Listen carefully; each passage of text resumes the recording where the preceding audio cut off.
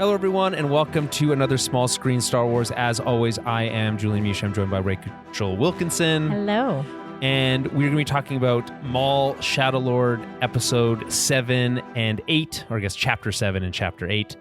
Full spoilers ahead. That's the pretty standard practice for a recap review show, which is what we're going to be doing today, unpacking all the details. I tried out a new, thought exercise for how to examine the episode. We'll try that out as part of overall thoughts today. A new thought exercise. A new thought exercise. Yeah. I like the way you phrase that. I just came up with that now. I was like, how do I describe this? Thought exercise, thought pattern? I don't know. It's called I titled it Story Fundamentals. So okay. we'll get into that. Gotcha. I have a little bit of news, literally just 1.5 stories, and then we'll check in on the behind the scenes from StarWars.com, and that'll be it. Oh, and also, this is I'll just lay this out really early up front. Next week for May 4th, Star Wars Day, that's when the next episode is dropping, or the next 2 episodes, the finale. It's dropping at midnight local time, according to StarWars.com. So Sunday night. Midnight. Sunday night. I see. Sunday night, midnight. Gotcha. You can watch the Maul finale if you so choose. If you're still awake. Yeah. Well, I mean, I'm a late. You I are. get up, Yeah. I get up late. Yeah. I'm usually asleep by, I would say, about 12:30. But we'll see. I might stay up for that. And I'm like, what's happening next week? I think we're going to record on Tuesday next week. Does that work for you? Yeah. Okay. Should be fine for me. Okay. Cool. Because I want to go to a dance class on Wednesday. Yeah. What kind of dance class? I think it's Latin dance. Ooh. Sam likes salsa and... That's cute. And you don't know how? Yeah. Obviously, I don't know how. Well, we're going together. It's not. I'm not going. I would assume. Yeah. Not just going by yourself. Well, I still got to learn so I can impress her. Obviously. Oh, okay, yeah. And we also might go to the art gallery. We're not. Fun. We'll see. Anyway, so Tuesday next week, likely for the finale and any bonus stuff that's available. Who knows what else drops on May 4th? Are we? Well, isn't Mandalorian? No, the week after. Oh, is it the week after? Okay. Or is it a week and a half after? Anyway, it's For some reason I thought it came out on May 4th. I also thought that because that would make sense, but I guess we're making that up. Mando and Grogu release date. May 22nd. Okay, you know what I'm getting? I'm not getting it confused with this, but there is an event at there's a mini little Star Wars event on May 4th at the airplane museum here by the airport. Oh, really? Yeah.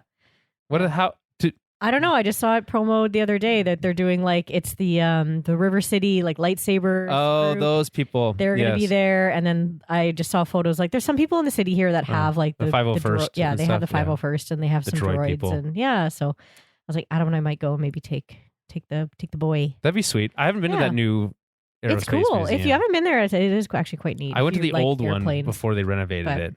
Yeah, it's cool. I do like airplanes. Yeah. Especially World War II planes, which is a lot of what Star Wars stuff is based off of. Yeah, you probably enjoy it. Yeah. I just want to go in there and I want them just to play the sound of the LAAT flying. That's all I want. Over and over and over again. Yeah, exactly. That's it. Anywho, let's talk a little bit about the news. Speaking of Mandalorian and Grogu, it's not tracking well to open with big numbers. But how do they know that? How do they track that? I don't know exactly. I think it's probably a combination of some polling and some I guess pre-ticket sales if they're pre-ticket selling. sales, exactly, that kind of stuff. Makes sense. And anyway, it's not tracking to open well, which is not necessarily surprising if you've been following also the online discourse around the movie. Which is to say, every time they release anything about it, it's just met with a ton of negativity. So there is they released a release. Why? Because it looks cheap. Oh, I see. Okay. The whole movie looks cheap. Gotcha. Which it offends me slightly also, if I'm being honest. I understand. I keep bringing up the title. I was like, the title just feels like a placeholder. But the only thing cool about The Mandalorian Grogu is the poster, in my opinion. Yeah, I guess. I don't know. The whole thing, it looks cheap. It's not clear what the movie's even about necessarily. Well, that's part of it. I guess people don't really know what to expect. No, and everything they released a clip recently, and everyone was like, "Boo, this sucks." So, I mean, it's always the loudest are the negative ones, but so, also not people. I'm just not sensing a lot of like groundswell of excitement, and we're less than a month away from the release at this point. It's not the best. I'm concerned. We'll talk about it. We'll review the movie when it comes out, and then we'll talk about whatever fallout comes from that. We'll make sure we pick a date that we can. Well, so it's the 22nd. So it comes that out weekend, way later than I thought. Yeah, it's 3 weeks basically after May the 4th. I don't know why they. If I was Lucasfilm or Disney, I would think that May 8th would be a good time to do it. But whatever, they have their. Or maybe you know why. Actually, I know why. It's a long weekend in the States. Oh, I see. We have Victoria Day on the 18th. Mother's Day is and also, then I don't know if it matters. And then they get whatever it's like President's Day or something. I have no idea. On the 25th. So, that makes sense. American they think holidays. They're long weekends. Yeah, that more people would. Yeah. That makes sense. It's all making sense now. Anyway, whatever. We'll cover it when it gets there. It's not looking good right now, but that's okay. It's only because also the movie looks bad, so that's not our fault. All right, next week, the release order for Maul Shadowlord is May 4th, 12 a.m. local time. Chapter 9, Strange Allies. Are we just assuming that that's Maul and his crew teaming up with it's gotta the be Lawsons and the Jedi, and they all become one big team? It's defeat the against Empire, the Inquisitors. It's gotta be something like that. But it's weird because this is the classic Star Wars problem of constantly doing prequels to things, because the stakes here are kind of weird because we know Maul can't die. Yeah. Marok can't die, or at least not in a he can die, I guess, but mortally wounded. Yes, okay, and fair then go enough. die later. Fair enough. Yeah. And also, the 11th brother can the bird face not one, die. Yeah, because Ahsoka kills him. So, by the way, we were calling him the 6th brother. That's wrong. The 6th brother is a different. I can never keep them track. The 6th brother is the one with like the bandana over his face. I think. Anyway, it's really hard to keep track. There is a version of the 6th brother that looks very similar to the 11th brother, the bird face guy. And there is I think it's a very fair and reasonable reason why someone might be confused, because in the Ahsoka book that was retconned, the audiobook also is the one I listened to, voiced by I like that book. Yeah, it's good. Yeah, it's good. Ashley Eckstein does the voice for it. And anyway, it is the 6th brother that she kills in that book. And then so they adapt that story for Tales of the Jedi. And then in that version, it's the 11th brother, but they don't name him necessarily, I don't think. So it's you could get confused. Yeah. Pardon you for getting confused for which brother is which number. Yeah, I don't think it. Yeah, whatever. I just know. Or which brother is which. I just feel like it's way cooler in the book on how that goes all about with how she kills him, because she does it without a lightsaber.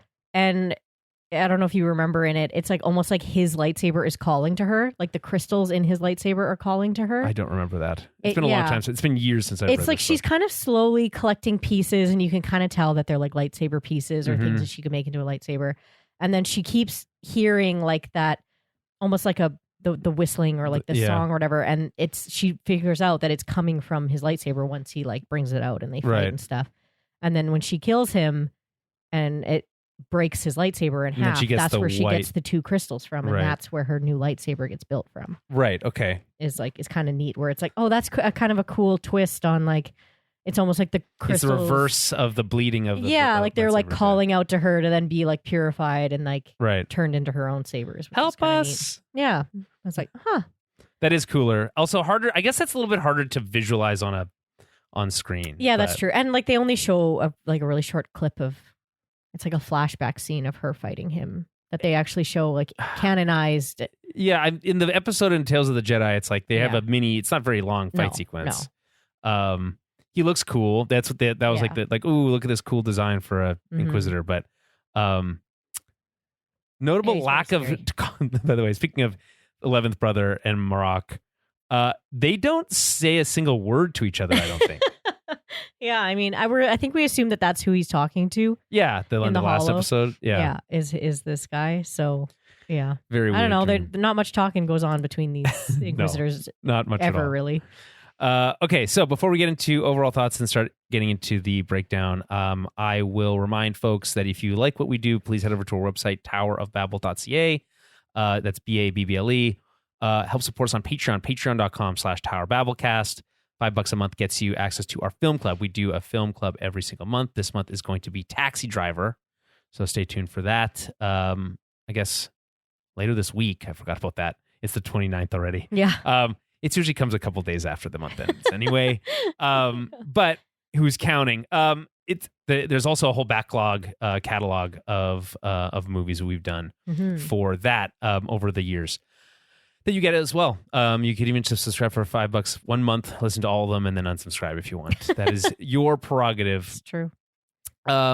We also do this live on Twitch and YouTube, so you can tune in if you head over to youtube.com/towerbabelcast or twitch.com/towerbabelcast. You can subscribe and get notified when we go live, and then hang out in the chat room when we do these. Again, next Tuesday night will be for the finale. Yeah. And yeah, so that is everything. Let's get into it. Rachel, your overall thoughts on these 2 episodes?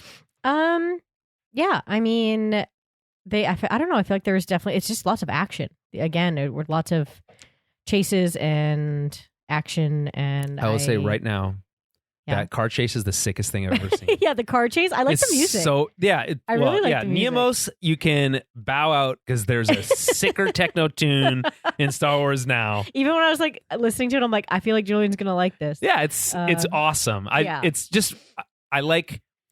We're so used to Star Wars. It sounds like XYZ. We know what it sounds like, and Kevin Kiner and his family, I guess in this scenario, are really good at delivering that sound, and I think they deserve a chance to make the movies. Fair enough. Yeah. But when The Mandalorian came out, we also got introduced to what a different sound could be for Star Wars. And it was like, oh, that's cool too. Yeah. And then they started evolving some of those sounds for Andor. Niamos obviously being the most famous of those. But this is like the most different thing that I think Kevin Kiner's done. Yeah. And it's very fun. Yeah, it was very fun. I was like, oh, I like this. So yeah, there's a lot of really like fun moments in that. And obviously, I like seeing Two Boots learn. Oh my God, Two Boots, fucking Two Boots is so annoying in this episode. I know. He just takes so long. It's like you have to just slap him across the face like 1,000 times. I know. For what does that guy say to him? What have you blown a circuit? Yeah. Because dude, catch a hint. Yeah. Yeah, and I mean it's and Maul's whole, what do they call it? Kind of like a spirit. It looks like a spirit quest. His spirit quest. That's what I called it, a spirit quest. Okay, yeah.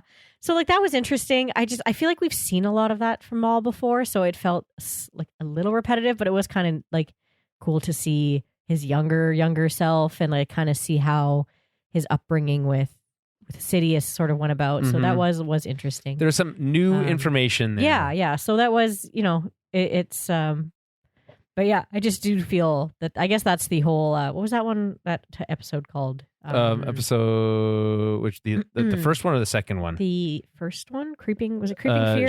Call to Oblivion. And then I think Creeping Fear was the second one. Mm-hmm. So I think that's, kind of his whole Creeping Fear and everything, but his the titular Creeping Fear was his insanity. Yeah, I think so. But we all know that Maul has definitely had lots of bouts of insanity. Yes. So throughout the years, but he struggles with trying to remain sane. Yeah.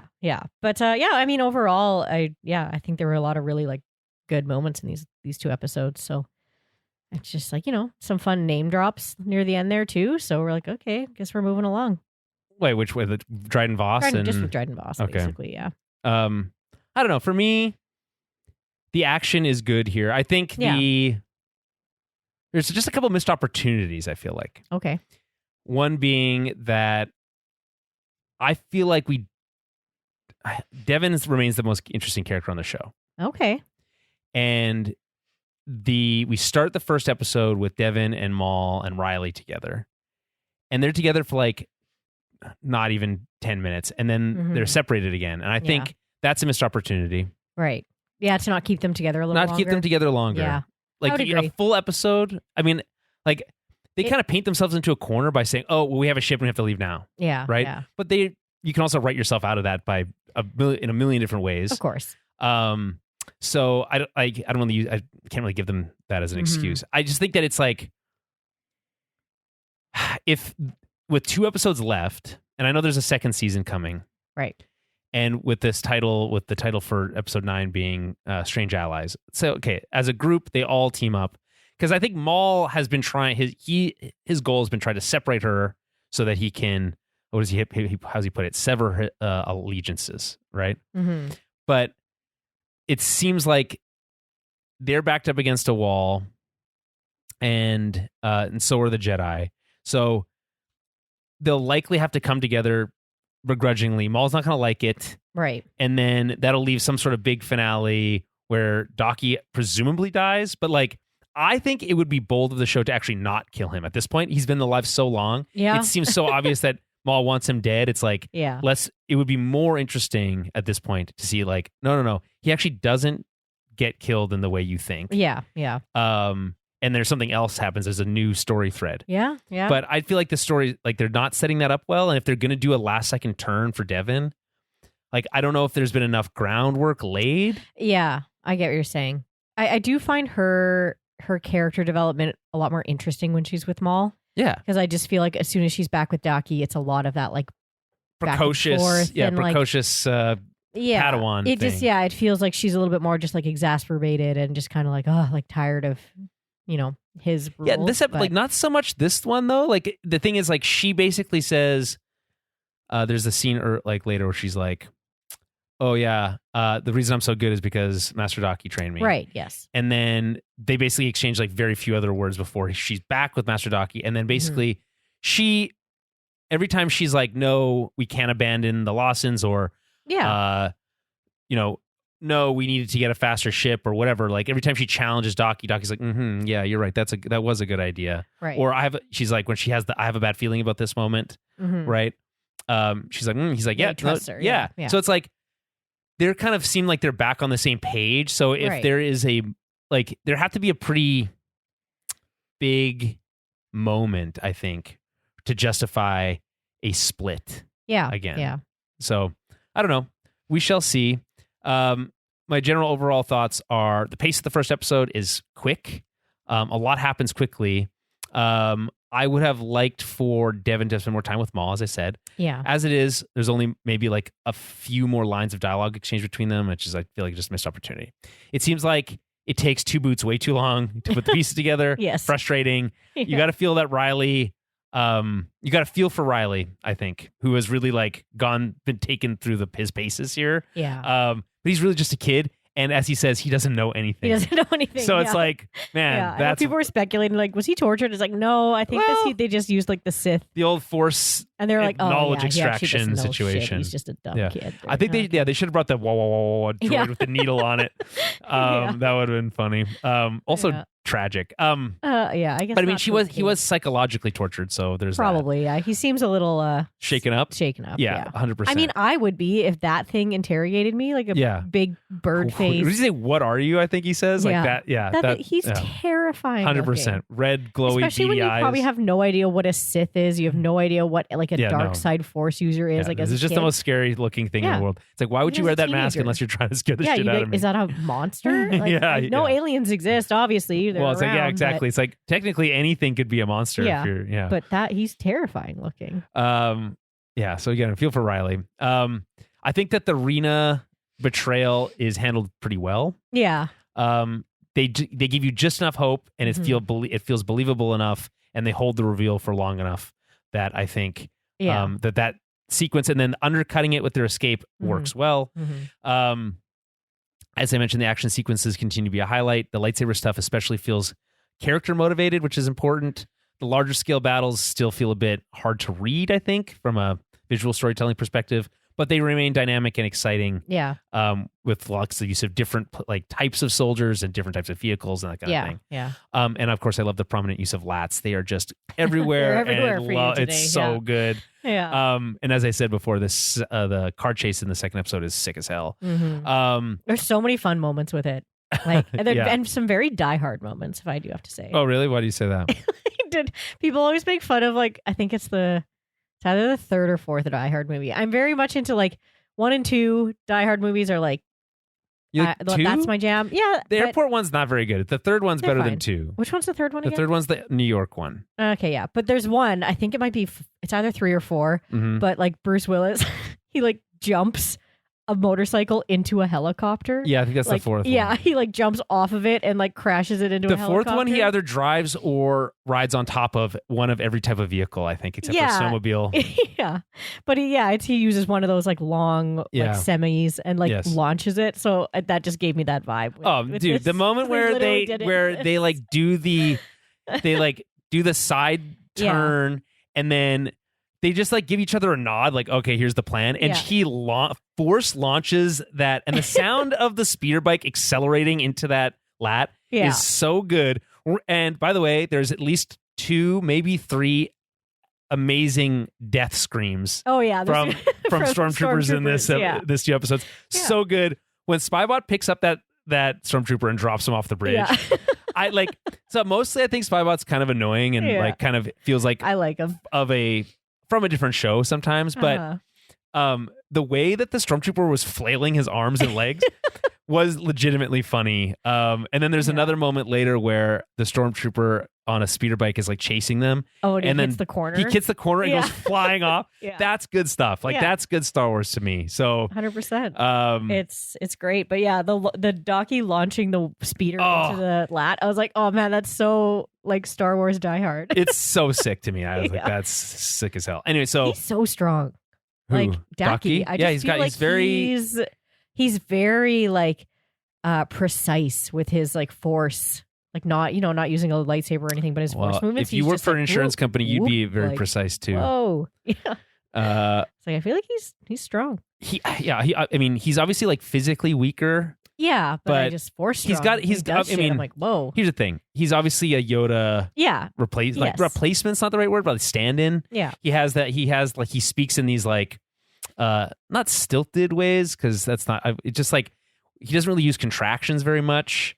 Yeah, and like he very much talks kind of like an old Japanese like sensei. Yeah, he's Master Splinter. Yeah, he is. And so it's like, and that's cool, but it's like Master Splinter's also Yoda. So it's like, that's true. I know it feels like I like this archetype for a Jedi because they're always full of Jedi-isms, which I like, but.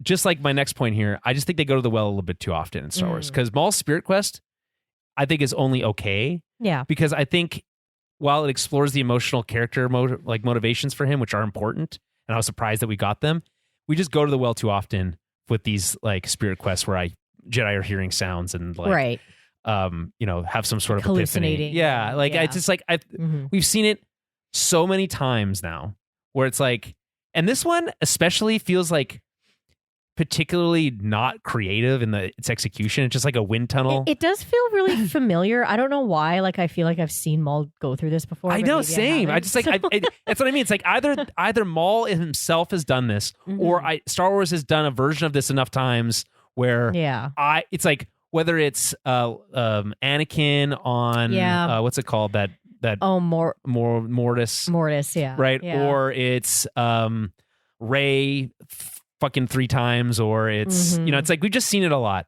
Rey in that tunnel, or not the tunnel, but she's like she goes into the on episode cave. 8. Yeah, we always do see these kind of like deep dark. I mean, it's the same thing with like Luke in the cave with Vader, and like But that was in 1984, and so like I don't know. I'm just saying like I'm all for this. I just feel like maybe there's other ways of doing this that don't feel so familiar. I get what you're saying. Yeah. And as I mentioned before, I'm shocked that Docky's still alive. At this point, I'm just hoping he makes it through the whole season. So, let's get into my story fundamentals concept, and then I'll try to be very fast through the recaps. So, I basically sat down and I was like, because I like to watch it the first time without taking notes. Yeah, of course.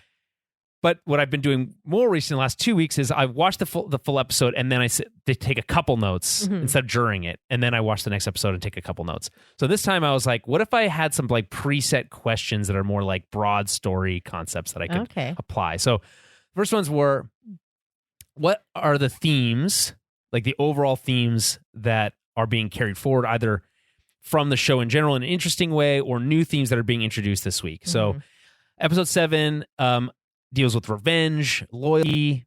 And so revenge, you have Maul's greater plan, right? Ultimately, the revenge against the Emperor.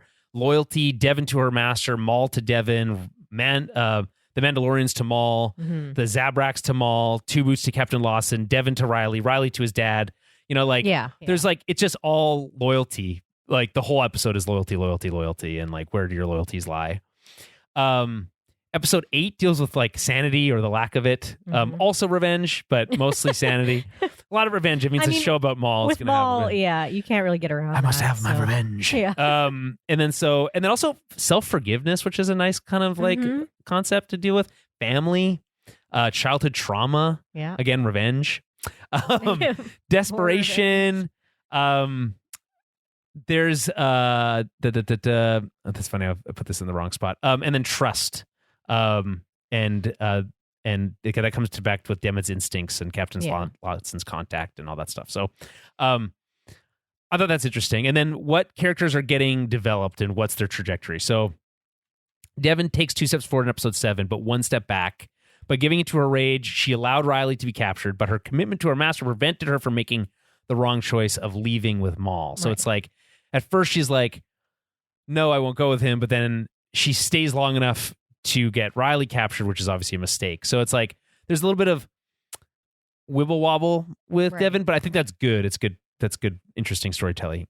Episode 8 has Maul's motivations for why he does what he does. Right. So I think it's like laid out pretty plainly here, which is to say he had his life taken from him and then his family taken from him. Yeah.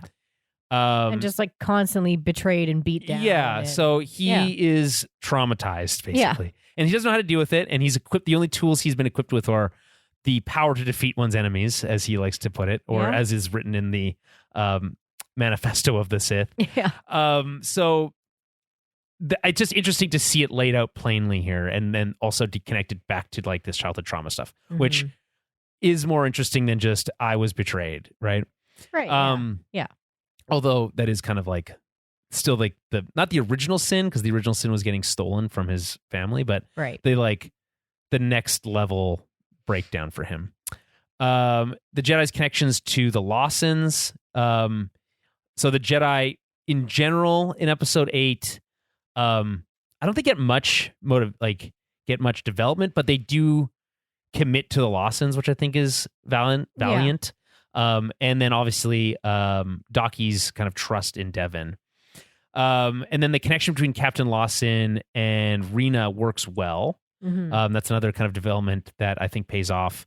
Despite the cliche, I think it's satisfying and the performances are good. And I think it's carried by her performance. Right. Do action scenes tell a story or develop a character? This is always a good question to ask. When you look at action, if action doesn't do either of those two things, it usually means it's pretty boring. Or even if it's like exciting to look at and it doesn't have any, it won't feel important because it has no story weight. So episode 7, my answer to that is yes, there is, it's motivated by character. It shows loyalty on display multiple times. Of course, yeah. Who does what when the chips are down, right? The Mandalorians betraying Rook, right? Devon not originally going with Riley. The Zabrak sacrificing himself for Maul, right? Couldn't tell you which one. There's no way to know.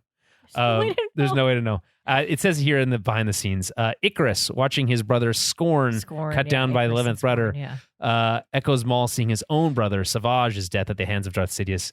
Seen in the Clone Wars episode, The Lawless. Yes. What else? And then Maul's commitment to his mission and power, despite being somewhat handicapped, the loss of his brother and all that kind of stuff, is seen through combat. And then episode 8, the car chase is just rad as fuck. There's really nothing there else to say. But it does show Devon's ingenuity. I think ingenuity is kind of a main theme for episode 8. Of course. And just how they work together. Yeah. You know, it's, But like ingenuity also was Rena's move, like her escape attempt at the end. Yeah. It's unclear she's dead. Do you think she's dead? It's a pretty big explosion. It is a pretty big explosion. She does roll out of the way, though. She does, yeah. How good does that roll? Do you think... Okay, the question is, if Lieutenant Blake is alive, she's definitely alive. Oh, if Lieutenant Blake is dead, she could be dead. Yeah. Yeah, that's true. Lieutenant Blake. Yeah. She should just shot him and then the ship. Yeah. She had time to do both. Yeah. And then is dialogue engaging, naturalistic, and or expositional? So in episode 7, the dialogue moves the Devon plot forward by showing what she says versus what she does, right? Shows tension but connection between Master Daki and Captain Lawson. And then like the Maul and Rook dialogue stuff. And then episode 8, Maul's stuff I think is mostly pretty cryptic, his Vision Quest. Yeah. But like not so cryptic that we can't understand it, but it's just like there's not really like dialogue per se. There's a little bit, but I wouldn't say it's like particularly strong. It's they do a lot with a little, but it's only fine. The back and forth with Two Boots, while sort of funny, is mostly annoying. You're not a Two Boots fan. No. I mean, maybe now as he's back on Team Green or Team whatever. Good Guy. Team Good Guy. Yeah. Team Bootlicker. And I was going to say, would have liked any dialogue between the Inquisitors at all. Literally at the first, like they just stare at each other like longingly, just like kiss already. It's just like, come on. Already. And then what emotion is the show trying to invoke? Does it succeed? So episode 7, fear, helplessness, anger. I think it succeeds at that. I could feel the sting of the betrayal and anger from Maul and his companions. I could feel the regret from Devon about Riley.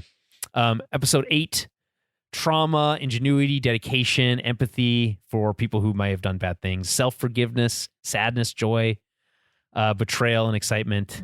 The Maul spirit journey is mostly effective. The rest is mostly flat from an emotional perspective in episode 8, in my opinion. Including the Lawson family reunion, which I feel like is either too fast or we just haven't had an opportunity to like. Yeah, I think it's just because they're literally running from being shot. Yeah. So, but it's emotionally flat in my opinion. So anyway, okay. What do you think of my story it's fundamentals? You'd be a good teacher. They're very they're good questions that someone would ask a class. Fair like, enough. What did you get from this? In like an English class. Did I tell you that I looked at seeing if I could do take a film class at the U of W. Oh, really? Yeah, but that'd be cool. It's weird. I'm still looking into it because there's the next semester isn't for a while, and obviously I don't think they do night classes for it, so I'd have to like skip work, which I'm fine with, but we'll see. I just like just be fun to do for on the side. And then also we in the chat we have Zart Bros says hi, so hi Zart hello. Bros. Always like to again engage with folks in the chat. All right, let's get into the recap here. But before we do, just quickly, really fast rundown through the behind the scenes for this episode. Where are we? I want to just go a little bit higher. Okay, here we go. So we talked about the Inquisitor. The new Inquisitor is the 11th brother, internally known as the Crow. Dave Filoni first created the 11th brother for Tales of the Jedi, where he meets his end at the hands of Ahsoka Tano in the episode Resolve. Setting Shadow Lord's call to oblivion before the events of that series, so we know where, give or take, the timeline this is. The 11th brother is seen arriving in the Phi class shuttle. These are always cool looking. I feel like it's not that cool Really? looking. I like the Inquisitor's ships. The little triangle ship. I just think they're like very spooky looking. I thought the ship that from the Bad Batch that mercenary clone had was way cooler than this, in my opinion. Yeah, I don't remember. Anyway, it's a typical craft used by the Inquisitors first seen in Obi-Wan Kenobi. It was designed for Obi-Wan Kenobi, so in my opinion, it like loses luster for that. Like it just does not have the same design. It doesn't have the same design.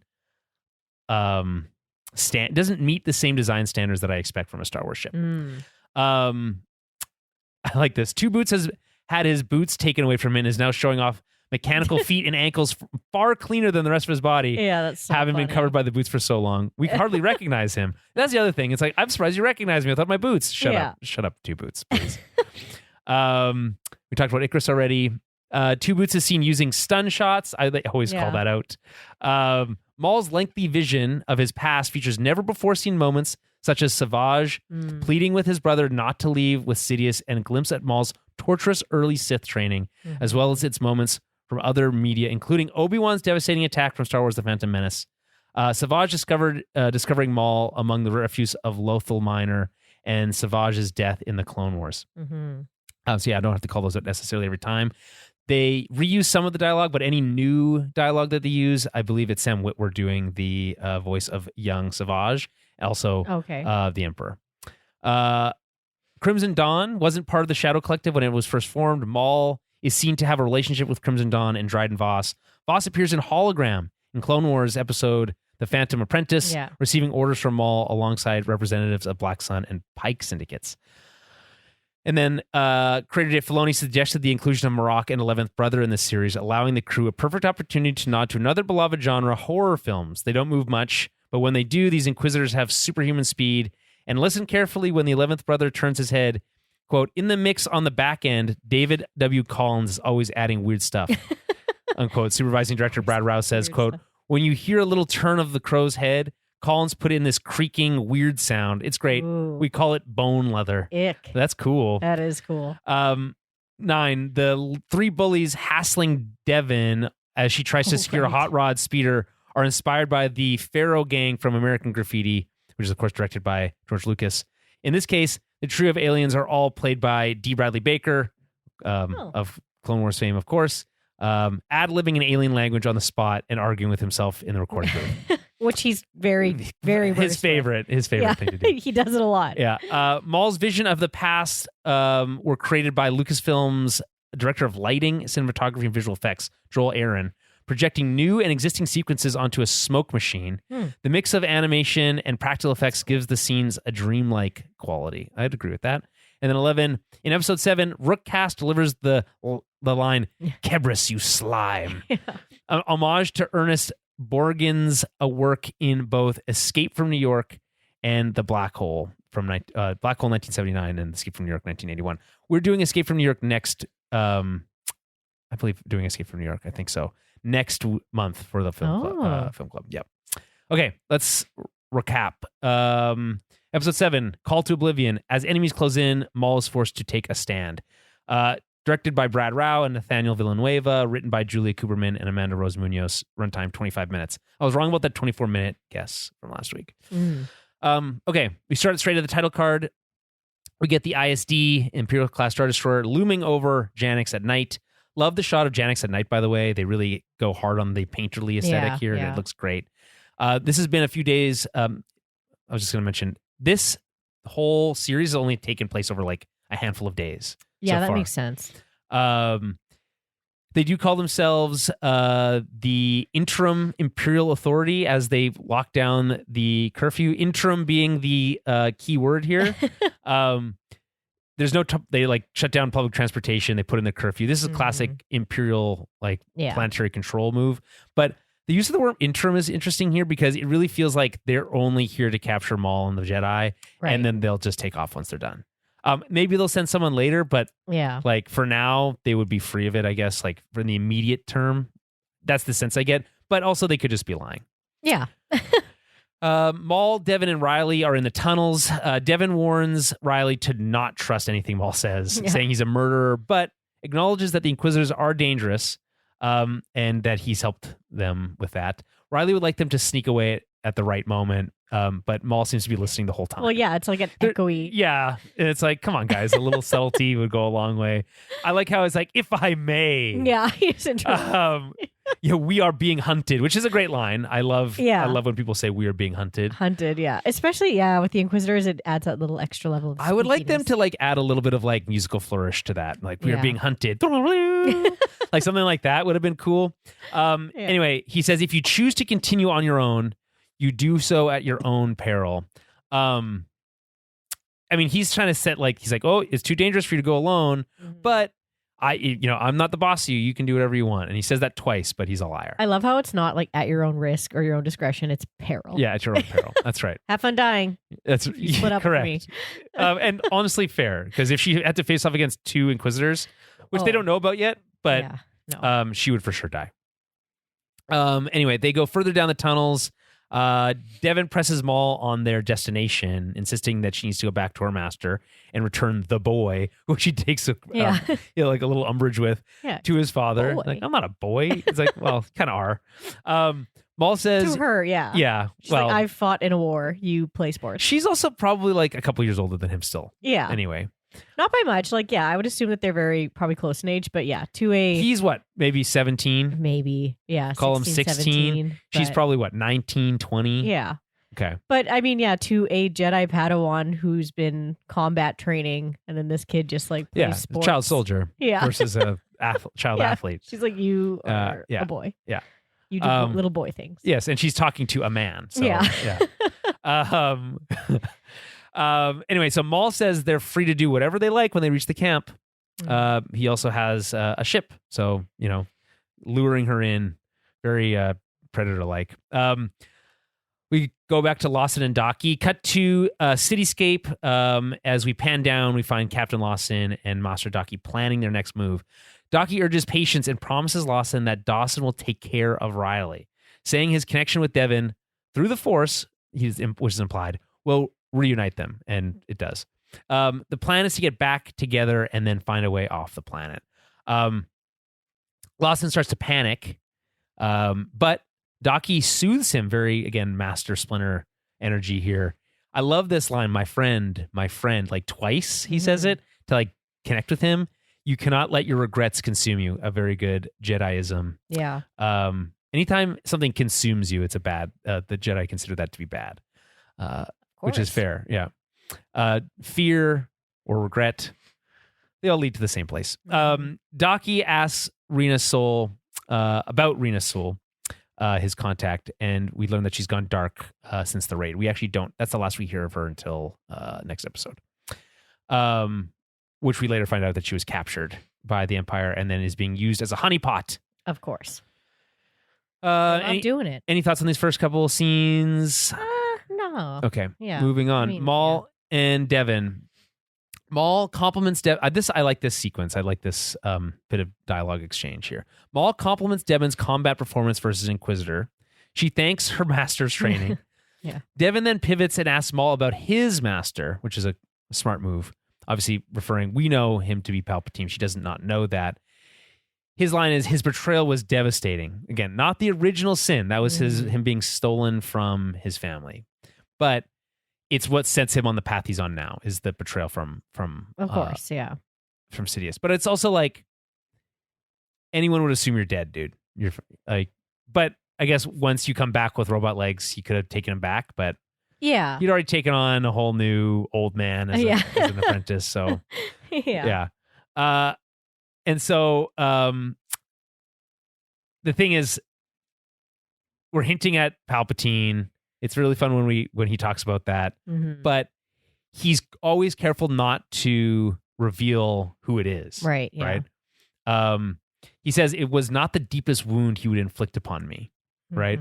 So what do you think he's talking about? He's talking about what? Killing his brother, killing his mother. I think just all that other shit. Definitely killing Savage in front of him and then having Grievous kill his mother in front of him. Yeah, no, that's that'd be tough to stomach. And I believe Sidious also, I don't know, I guess it's Sidious and Dooku who just like go in, like whatever, tell the Separatist army to go in and like destroy parts of Dathomir and stuff. So it's he doesn't want any competition. Yeah, exactly. It's not even just being cast aside and being deemed like not good enough or not worthy. He was taken from his family and then he proceeded to kill his whole family. So it's like, this sucks. Like, you took me from my family, then you threw me out, and then you killed my family. Right. So yeah, it's all those things, right? And so we don't think of. Yes, it's fair to say that he's an emotional person, Maul. He's always screaming, but we don't think of him as someone who's like feeling softer, quote unquote, softer emotions. But he's a little bit softer here. Yeah. She asks if he's still alive, and I just like the way that they like knowingly or like unfortunately the way he says it. It's just it's like a wink and nod to the audience, and that's of course, yeah. Anyway, they're greeted by Spybot, who makes fun of Riley, and that's, I think, actually the first time I've thought Spybot was funny. Except for when he says Bushkadoo, I guess. He's like, hey, good luck staying alive, he says. Yeah. I love an evil droid. They're so funny. Yeah, I don't know. It just doesn't do it for me. Then a quick shot of Marok, who's like doing his Batman pose up on Batman. Super Batman. I saw someone else refer to as Spider-Man. I was like, no, that is a full blown. He's fully brooding with his knee down. Yeah, knee on the looking top over of the the building, city. looking Yeah. over Gotham City. Yes. Like, that is a Batman to a T. 100%. Yeah. Anyway, so he does that, and then he gets a call from a trooper about incoming transport and hangs up on him early, which I thought that's a fun little thing. He's frustrated because he failed. As Devon and the gang make their way into camp, they're heckled by Ludi. And he says, well, welcome back to Devon. I'm confused. Did Ludi have any connection? Like, did they speak? They were both prisoners at the same time. Yeah. Oh, yeah. I guess he's like, yeah. But they never really spoke. Not really, no. Yeah. But they were definitely like they were prisoners next to each other. To each other, and he probably saw her like escape. I just feel like it's such a funny thing for him to say. Yeah. But like, I guess that neither of them are prisoners anymore. So that's like they're both moving up in the world. So that's good. Yeah. Rook gives Maul the sit rep. The Empire is closing in. They're just a couple levels down or up, whatever direction they're going. Meanwhile, Riley makes the correct assumption that they won't be allowed to leave and suggests that they make a break for it now. And I think this is funny because Devon's like, no, you're right. But like, she was seconds away from falling into that trap. Yeah. If Riley wasn't there, I think Riley's like, she would have been swooped away from the planet probably, and never to be seen again by her master, probably. So good for Riley, helping each other out. Maul intercepts them as they try to get away. Devon reminds him of his promise to let them leave, but he was like, I was just kidding about that. Yeah. He starts to press really hard. He raises his voice. This causes Riley and her to like back away in fear. Like if you pause it, their faces look terrified. Yeah. I love this line. Do you really think you're ready to face the Empire alone? My patience for your vacillations wears thin. Vacillations, great word. Yeah, like I said, Maul's just got such a good vocabulary. Yeah, no, a lot of times I'm like, I have to look up. Like, what does that mean? The vacillations, the inability to decide between different opinions or actions in decisions. Yeah. I don't think I've ever really heard that word. It's a great word. Yeah. There's I've actually two other dictionary definitions for you today.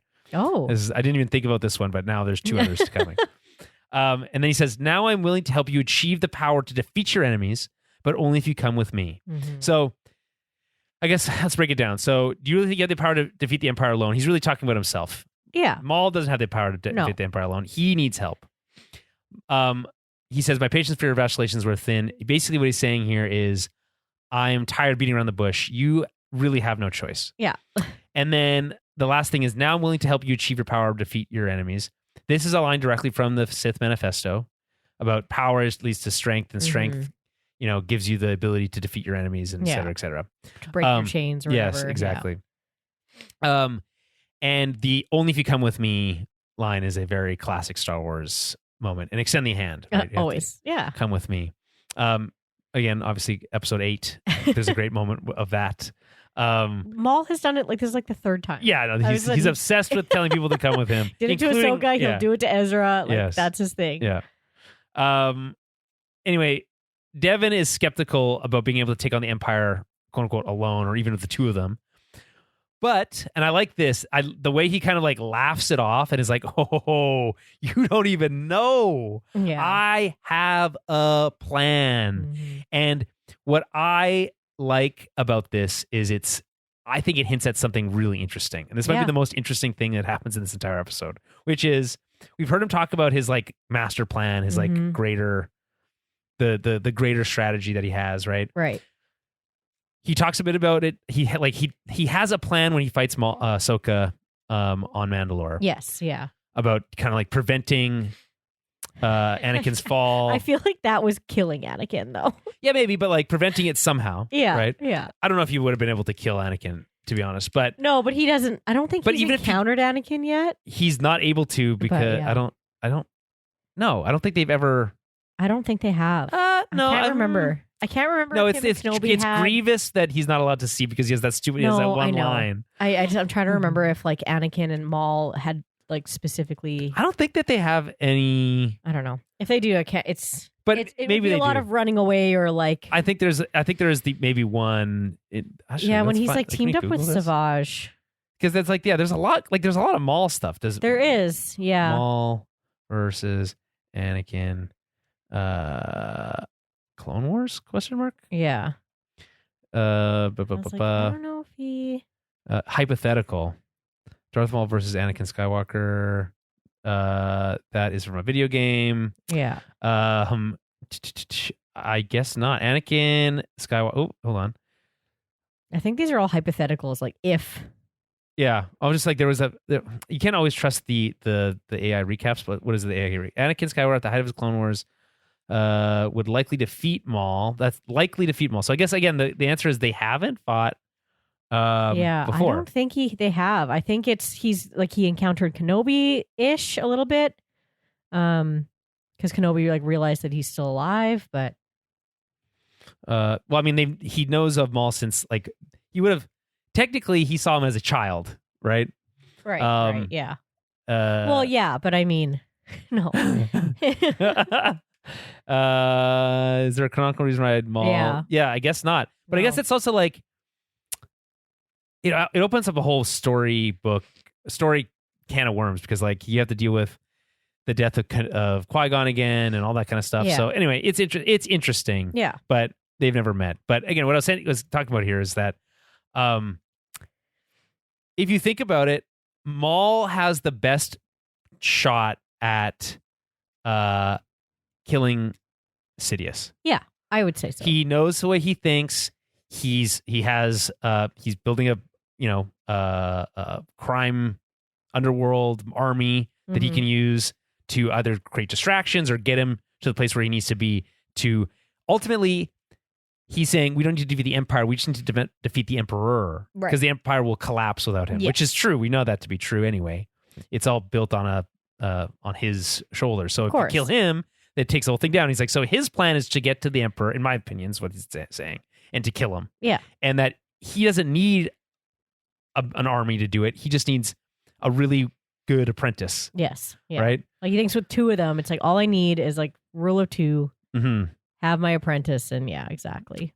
And I think here's the other thing that's crazy is like if Maul could put that like stuff aside, he could, I think I said this before, if he was willing to team up with other surviving Jedi, yeah, they could probably kill the Emperor. Could, yeah, if they exactly. But yeah, I think a lot of other Jedi though are very hesitant because they're like, yeah, why would they trust him? like, but like he's also very cagey about like his motivations. If he was like, I hate him because he ruined my life, I'm willing to risk my life to kill him.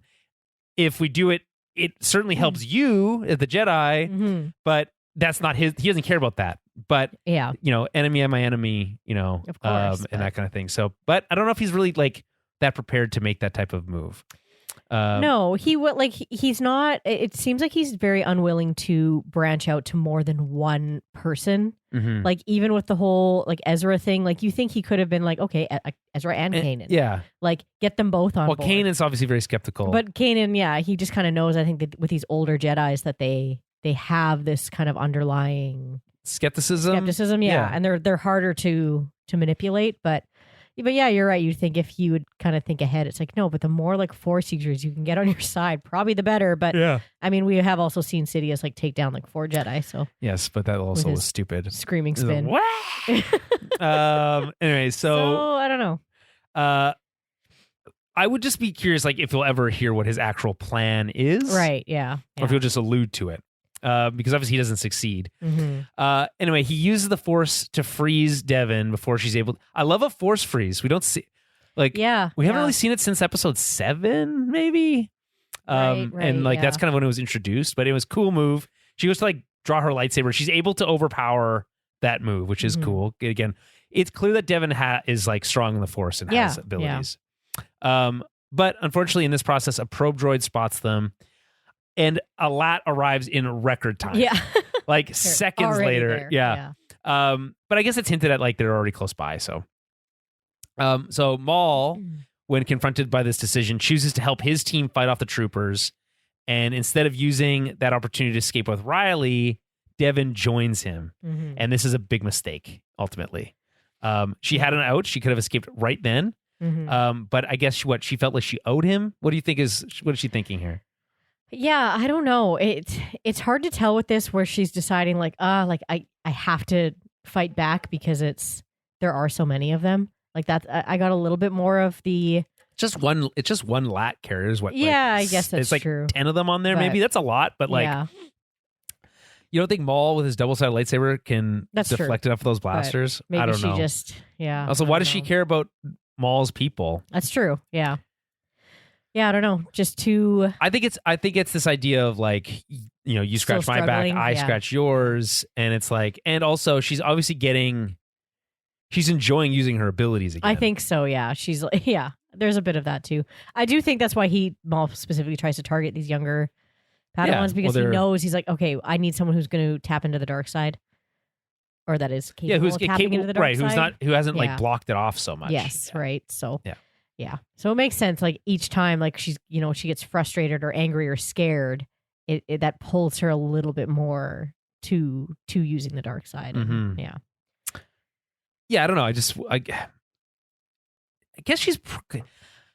I will say this: knowing what we know about how Anakin's fall to the dark side goes, she's done the work. It's like, you know, if she watches Docky die, that'll be all all it needs. But it's like it does feel like light on the build up on that. So yeah, I feel like very specifically though, like Docky can't die at the hands of Maul. He has to die at the hands of one of those other Inquisitors. Right. For Maul to be like, look what the Empire does. Right. That's what they do. Yeah. Right. You know, he needs to, like, that's going to be. And join me and use your abilities and you can get revenge. Exactly. Revenge. Yeah. We can stop this from happening. We can stop them hunting Jedi. You know what they say about, and also Riley, but the thing is like, not Riley, Devon. Devon isn't around later. So she's either dead or she smartens up. Or she never joins them at all. Yeah. But I mean, I don't know if I mentioned this, but like the original plan from George Lucas for episodes 7, 8, and 9 had Maul as the big bad and Darth Talon, right? And this is obviously like an allusion to that in some way, right? Mm-hmm. It was going to be about the underworld. It was going to be about Maul, you know, rallying the underworld and having this apprentice, this super sexy Twilight apprentice. And so we're adapting some of those ideas here, but obviously not all of them. Right. And so how much of Darth Talon's concepts are in Devon, other than she's a Twi'lek, she's kind of red in color. Yeah. But like, are we going to see it evolve that way? I feel like Lucasfilm, as they are today, as under Disney, I don't feel like obviously they're never going to go as far as the Darth Talon that we've seen sketched. That's crazy. No. She's not going to be wearing a bikini. She's basically like a dominatrix, like looking. Yeah. Like, yeah. But like, it's like I could see like cool tattoos and stuff. That's cool. No, you can have like a badass like Twi'lek, but I do think that they're trying to stray away from like the stereotype sexualization of the female characters. Yes. Much to the dismay of a large group of the male audience. Because you know what? Maybe the haters would, like it better. So if they were, it's just they just want to be gooners, man. I don't tell you. What the kids say. Put her in high heels. They don't care. It's yeah. Well, bugs me when I see a female character fighting in high heeled boots. I'm like, that's so stupid. That's so impractical. Yes, well, I get it, but like, and anyway, all I'm saying is like, as it relates to Devon and Maul, like, how far are they willing to go? The end of the season, I think, will give us a lot of hints in terms of like what the plan is, the larger plan. Yeah, it does just depend if they ever want to, if they ever have hopes or ideas to actually bring Talon in as a character. This is that. This is they're doing that. Yeah. I would assume, but we'll see. Because I mean, later on, she can be as sexy as they want in the comics. So. Yeah, that's true. That's true. The comics have no rules. They don't have to put her, There's no rules in the comics. It really isn't, but... Okay, so okay, so the LAAT arrives quickly, as I mentioned. The Zabraks arrive to join the fight, taking out one of the LAATs. But two more quickly arrive. One of them blocks their exit and arrests Riley. So, bump. Devon failed at her mission there. Mm-hmm. She tries to make a break for it. I thought this was really cool, where she like goes through all of the stormtroopers and then like leaps for the LAAT, right? And even like gets as far as like being on it, which is like, okay, we've seen her do this actually before, so this is cool. But then gets like knocked off, Lucky she doesn't fall to her death, so that's convenient. Yeah. And I just thought that was a cool sequence. Yeah. But it's like this moment of desperation for her, and like this acknowledgement that like, oh, I am being tempted here, and it's cost me this thing that I said I was going to do. Yes. Yeah. Okay, so quickly to Police HQ. It's super windy for some reason. Lieutenant Blake is worried about losing his little hat. Marok is waiting for the transport mentioned earlier. It was one of the Inquisitor ships. On board is the 11th brother, not the 6th brother, as we had said before. But that's a retcon, so whatever. Back to the tunnels. Lawson and Docky think they're on the right path. Lawson says there's this line where Docky's like, you're right. This would have been the only way they could have gone. But I'm like, is that his just like force senses that are telling him that? Or maybe? I don't know. Yeah. It's like one of those, just, you don't have to say that line, actually. No. It's not necessary. Lawson says he worked with Jedi before, which is an interesting backstory, and never believed that they were traitors. So, okay, yeah. This is basically standard operating procedure for anyone who works with a Jedi during like post-Order 66. They worked with them before. We knew they weren't traitors. That's like the standard. It's like, give us a little bit more detail than that would have been nice. It's always like, oh yeah, we always thought that story sounded weird. During the Clone Wars, before, in what context, literally anything would have been helpful there.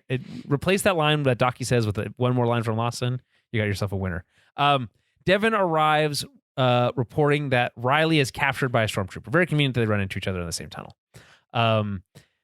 Docky asks why or who she was with. I love this line. He's like, who are you with? We don't have time to talk about that right now. Yeah. So she's like a parent teenager question. Be like, not bad kids. I don't know. Yeah, I don't know. Definitely not a Sith Lord. That's cool.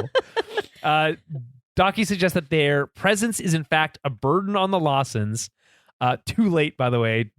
If you were going to come to that conclusion, you should have done that yesterday. Should have not gone to their house. Yeah, exactly. Yeah. And that if they left, maybe they'd be lenient on the Lawsons. So it's like, not a chance. This is one of those examples where it's like, God, you're like, the Jedi are so naive, and it's like, no wonder they fucking all died.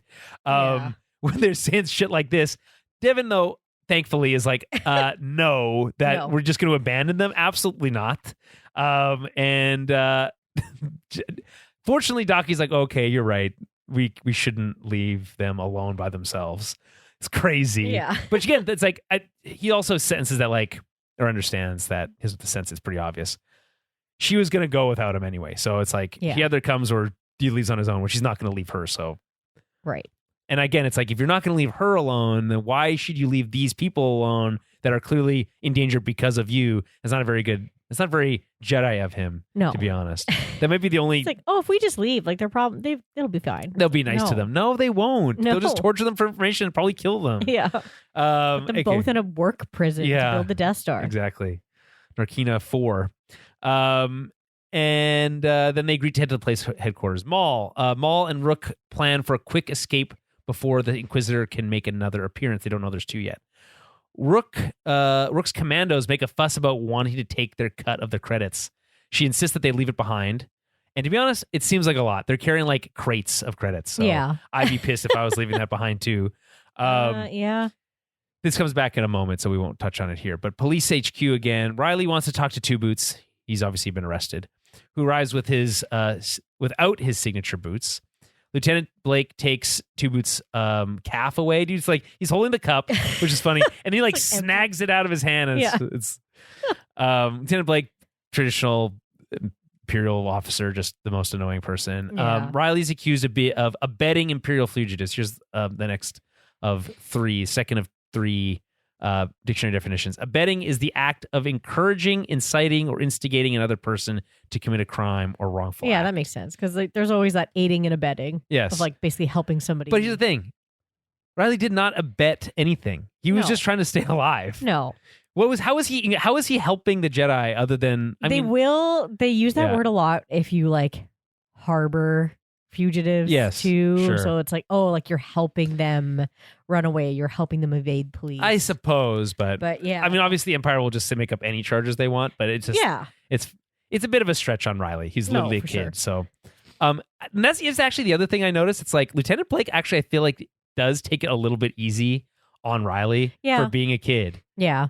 So I think that, I think with Lawson they have the abetting a little bit more hand in hand because he was shooting. He literally killed stormtroopers. Yeah. Yeah, but with a kid, it's like he's just running. Yeah. So, right. But I think they're also he's trying to scare him. Yeah. Right? He's playing that cop. I'm surprised they didn't let him out and track him again. Like, yeah. Like I was like, that's such a good move. It's like, why not use it again? Anyway, I mean, maybe he wouldn't fall for it again the second time. Yeah. Well, but it's like, what are you gonna do? Not go to your kid? Come on. Yeah. I mean, I guess they probably would have used him as bait, but probably that's probably was their next, next move was like, well, all right, he doesn't know anything, but we can use him as bait. Right. So he's being taken into holding, and Two Boots is being threatened with having his memory wiped after insisting they follow proper protocol. So again, like Two Boots is all obsessed with protocol, and now he's like all shocked that the Empire doesn't follow it. Yeah. Shocker. Of course not. Ah, dude, what an idiot. Is it this one or is it later? It's later. It's later. It doesn't even. He gets all the way here to this point where Riley's arrested, and he's still like, "Oh wow, shame on you, Riley, for doing that." And it's like, dude, wake up. And that's why it annoys me. It's like at this point, there's just this like shot of him like looking at Riley as she's like taken away, and it's like he's still kind of putting it together, but like not yet. And it's like that's too long. Okay, back to Maul. The commandos make another fuss about the loss of credit, saying, quote, "The situation is untenable." Here's the third of the 3 dictionary definitions. A position, argument, or situation related to untenable that cannot be defeated or defended, maintained, or occupied, often because it is irrational, weak, or impossible to continue. So to them, as a mercenary, it's like, if we're not being paid, we can't continue. It's untenable to them. Right. Yeah. Which is how mercenaries very much work. Yeah, exactly. And like Maul, I think this is so funny because he's like, I think it's time you deal with that one. Yeah. And he's like, and Rook is like, well, I can't just start killing them because their loyalty is actually bought. And if they think that, if they think that it's not worth the money, they'll just leave. Yeah. She says that she has followed him since he claimed the throne of Mandalore and has been loyal to him. But reminds him that the loyalty of mercenaries comes at a cost. Yeah. And this is one of my favorite scenes, by the way, because it's like, I feel like it's good, smart writing. It shows kind of one of Maul's blind spots, which is that like he comes from this world of like blind loyalty. He very much does. Yeah. That's not really how the rest of the world works. No. So he doesn't really understand. So he just tries to insist that it's just a temporary setback. But it's like these people just lost their life savings because they weren't allowed to carry it. So it's like, I don't know, man. You need to be able to like play the game a little bit. Yeah. He just assumes like, well, they're loyal to me, so right. Keep being loyal. And don't they understand? It's all in accordance with a greater plan. It's like they don't know that or care. They don't care. Yeah. They just want money. Yeah. And so there's that. So they also argue about Maul's obsession with Devon. She insists that she's loyal to Daki. This is all that loyalty thing. It's like, who's loyal to who? Everyone's loyal to somebody in this episode. Yeah. Maul thinks that he can sever that connection. Right. And Rook agrees, but rightfully points out that his connection to his mercenaries can also be severed if he doesn't pay them. Yeah. Yeah, pretty much. So that's, I just like that whole sequence. Any other thoughts on that? No, I don't think so. I think it's just the next, like the police HQ thing that I found interesting, but. Okay. So outside police HQ, the Jedi acknowledge that with the size of the Imperial presence, it'd be very difficult to get Riley out. Captain Lawson calls Two Boots, again, freaking out. But again, he's missing his kid, so it's understandable he's constantly freaking out. Two Boots has to hide his comms from the Empire. I actually thought this was kind of like fun slapstick stuff. Yeah. He seems to finally be strongly reconsidering things, but it turns out maybe not as much as you'd think, given where we are at this point. And we have a quick shot of Riley alone in the cell. Because when does he talk to that other cop guy? Is that later? That's in the next episode. Oh, it's in the next episode. Okay. Yeah. Is that what you're talking about? Interesting. I also think that's interesting, but we'll get there. It's quick. I feel like the next episode, although longer, doesn't have as much stuff to talk about. So, the 2 Inquisitors back with Maul are after them in a LAAT. Maul and his crew try to cross a bridge in an overgrown part of the Undercity. I like the way this all looks. Yeah, like it's ancient very, city. Very cool. But are cut off by the LAATs. I love a bridge combat sequence. Star Wars likes to do it a lot, so it helps them with their the Star Wars thing where people just shoot each other in a line. They shoot towards each other in a line, which is like no one would ever do that. Like no one ever gets cover in Star Wars. I don't get it. I've never understood it. It's so weird. It's like it's just like charge, just go that way and like open field and just get shot at, and no one ever hits anything. Anyway, Maul engages the two Inquisitors and separates them, the three of them, from the rest of the fight. His leg is acting up still. And then he makes him a break for a nearby cave. Meanwhile, the rest of his crew, fights off the Imperials. As I mentioned, they love to just stand in a line and shoot. Yeah, just like across. Yeah. Spybot picks up a trooper and drops him. Very funny. Fun seeing the LAATs use their cannons here. Actually, the LAATs do a lot of stuff, which is sick here, including using the rockets later. And then there's another RPG. Like I said, dynamic at the beginning of the episode, this episode of this podcast. I said the action sequences are dynamic. This is kind of what I'm talking about. Although there's a lot of fast cutting and it's like a lot of like, I think too close up on too many things to like get a sense of the geography of the combat. The seeing all the cool stuff explode is like, and in different ways, and the different uses of the LAATs and stuff is cool. Right. Back in the cave, they're fighting behind waterfalls. There's this really cool distorted visage of Marok, like behind the waterfall, like from the water. Very cool stuff. It's cool when they jump through and then you can see the like water vapor off their lightsabers. Cool. I agree. Like, oh man, I love that. They've been doing this thing where whenever it's raining, they like start to like fizz and like, oh man, so cool. It just adds such another like level. And I can't remember, like I feel like there wasn't as much, like was there a lot of that remember when Obi-Wan fights Jango Fett and it's raining there, obviously, because it's always raining there. Yeah. But he loses lightsaber relatively quickly, but like when he pulls it out, is there like, I feel like there's crackling sound design, but I don't feel like there's like good visuals design on that. Not as good as like this, because it's just like when you're looking through the water and everything. Oh, it was so just cool. like it's very, very cool. They're just showing off. It's just that's just the lighting team. with the cave and the water and like all the deep greens of the forest, because we kind of feel like we're on the outskirts, like getting closer to the actual like. Because the city is in a crater, right? So into the jungle, in a jungle, So I'm liking the a bit of a switch into a little bit more of a greener. I don't know, just like like we said, just like just a little bit. It's like just introducing new colors. It's like we just lost a lot of blues and grays, and now it's like okay, let's give us some greens, and that's fun. But like all the water effects were very, very awesome during this and it's like this is again just the Lucasfilm animation team just being like, look what we can do now. Look how fucking cool we make this look. Exactly. Another force push further damages Maul's leg. The rest of the crew close in on the ship, but one of the Zabraks makes a play to get involved with Maul's fight. I'm not sure why he feels like this is necessary. Yeah, it just feels like one of those things that's like, well, it's in the script, so they have to. The script. Like it's just like why it's like hey, you're engaged. It's not like you don't know that Maul can handle himself, but it's like yes, he saves him kind of, but it's like. He sacrifices his life to buy him like 10 seconds. So I don't know. It feels like we should care more because Maul seems to care, but like I have no connection to these Zabraks. So I think it's a little bit more of like the watching Maul lose another kind of person that he sort of cares about, and Icarus losing his brother. Sure, but again, I don't have any connection to these characters, so I just like can't care. That's true. But I don't know. They just like to. I think. It just adds a little bit more what's the word I'm looking for? Believability that someone died in this fight. So they kind of needed to make it be one of these other I guess they need some stakes. And it's like you got to kill some people, and they killed a handful of Mandalorian commandos. By the way, there's a sequence later where they're like talking to the surviving commandos and there's still 3 of them. We've only ever seen 3 at a time.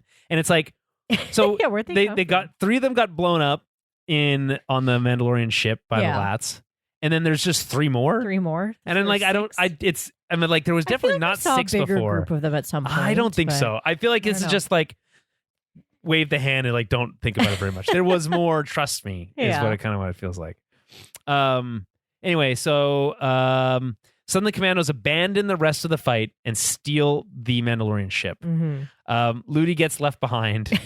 Wow. No, don't wait for me. Wait for me. Yeah, lucky him. They literally get blown up like 2 seconds later. Yeah. I love the farewell, Lady Cast. Yeah. She gets a name just in time to die. Yeah. Right. Kebris, you slime. Yeah. And I love that the reading, by the way, by Vanessa Marshall. It's like, It's good. It's just so like, just really get to drip in it. And then unfortunately, 2 more LAATs arrive using the rockets, destroying the ship immediately. So yeah. really What you cool. get for bailing on the fight. That's what we call karma. Yeah. Or the force, I guess, which is just karma. I do like when they call some of the female Mandalorians like lady. Yes. Like lady, like right, it's like very lady. regal or Yeah. But like, doesn't Maul always call Ahsoka Lady Tano? Is that Maul that says that? I feel like he does call her Lady Maybe. Tano. I mean, he's also very like prim and proper, so. Yeah, but it's fun. I don't know. I like it.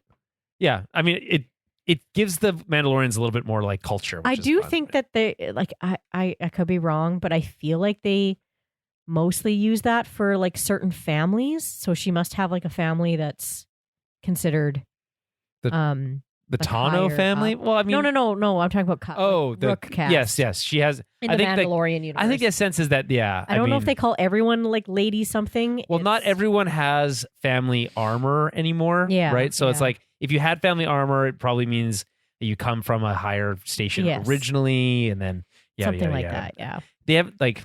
There's no hard and fast rules. They can know how to make up whatever they want. Mm-hmm. But also she has to have some sort of like people have to respect her for some reason. So that's part of it probably too. Anyway, they really got their just desserts, as it were. Immediately exploded. Maul is weakened with a strike to the leg. They really target his leg here. And the 11th brother goes in for a killing blow, but Maul is rescued by Scorn. Mm-hmm. Sure. There's no way to know which one. There's no way to know which one. It's the Gatling gun one. Sure, yeah, but which could you have named that one before? That's true. No, probably not. Unfortunately, I actually knew that their name were Scorn and Icarus, but I couldn't tell you which one was which. So. Gotcha, yeah. Anyway, he's immediately killed by the same Inquisitor. So what happens is he turns with his Gatling gun, and that's cut in half by Marok. Mm-hmm. And then once he turns around again, actually he doesn't turn around again. He gets stabbed in the back by the guy he just pushed over. Yeah. So that's one fewer Zabrak. R.I.P. Yeah. I don't know. I don't know. I just like this feels so weightless to me. So I don't. It's like if you're gonna kill a character, you need to do a little bit more work. A little bit more work to make us care. That's all I'm saying. That's fair. Like I said, I think they just needed to kill someone. Sure, fair enough. I would care more if Ludi died. To be honest, Ludi is more of a character than this guy. Yeah. Yeah, but Ludi's too selfish to actually sacrifice himself. Yeah, that's true. And he would never. Yeah. And also he's not. He's like 1/8 the size, so it's like good luck with that. What's he gonna do? Anyway, the rest of Maul's crew starts to retreat. Maul, because they're kind of being overpowered by the sheer scale of the Imperial forces here. Maul is again weakened after dropping down to a lower level. He's weakened like multiple times in a row. He's actually quite vulnerable here. This is maybe one of the most vulnerable times we've seen him. He pretends to surrender, but as Marok says, quote, "There is no surrender for you. The Emperor wants you dead." Yeah. And then great comeback, all-time comeback. Likewise, drops the ceiling on them with his signature crazy scream. Mm-hmm. Cut to credits. What do you think of this first episode? Yeah, the action I find is very, very good at the end of this. Like I said, I really like this interaction between obviously the Maul and the Inquisitors is so fun. It's very, very visually.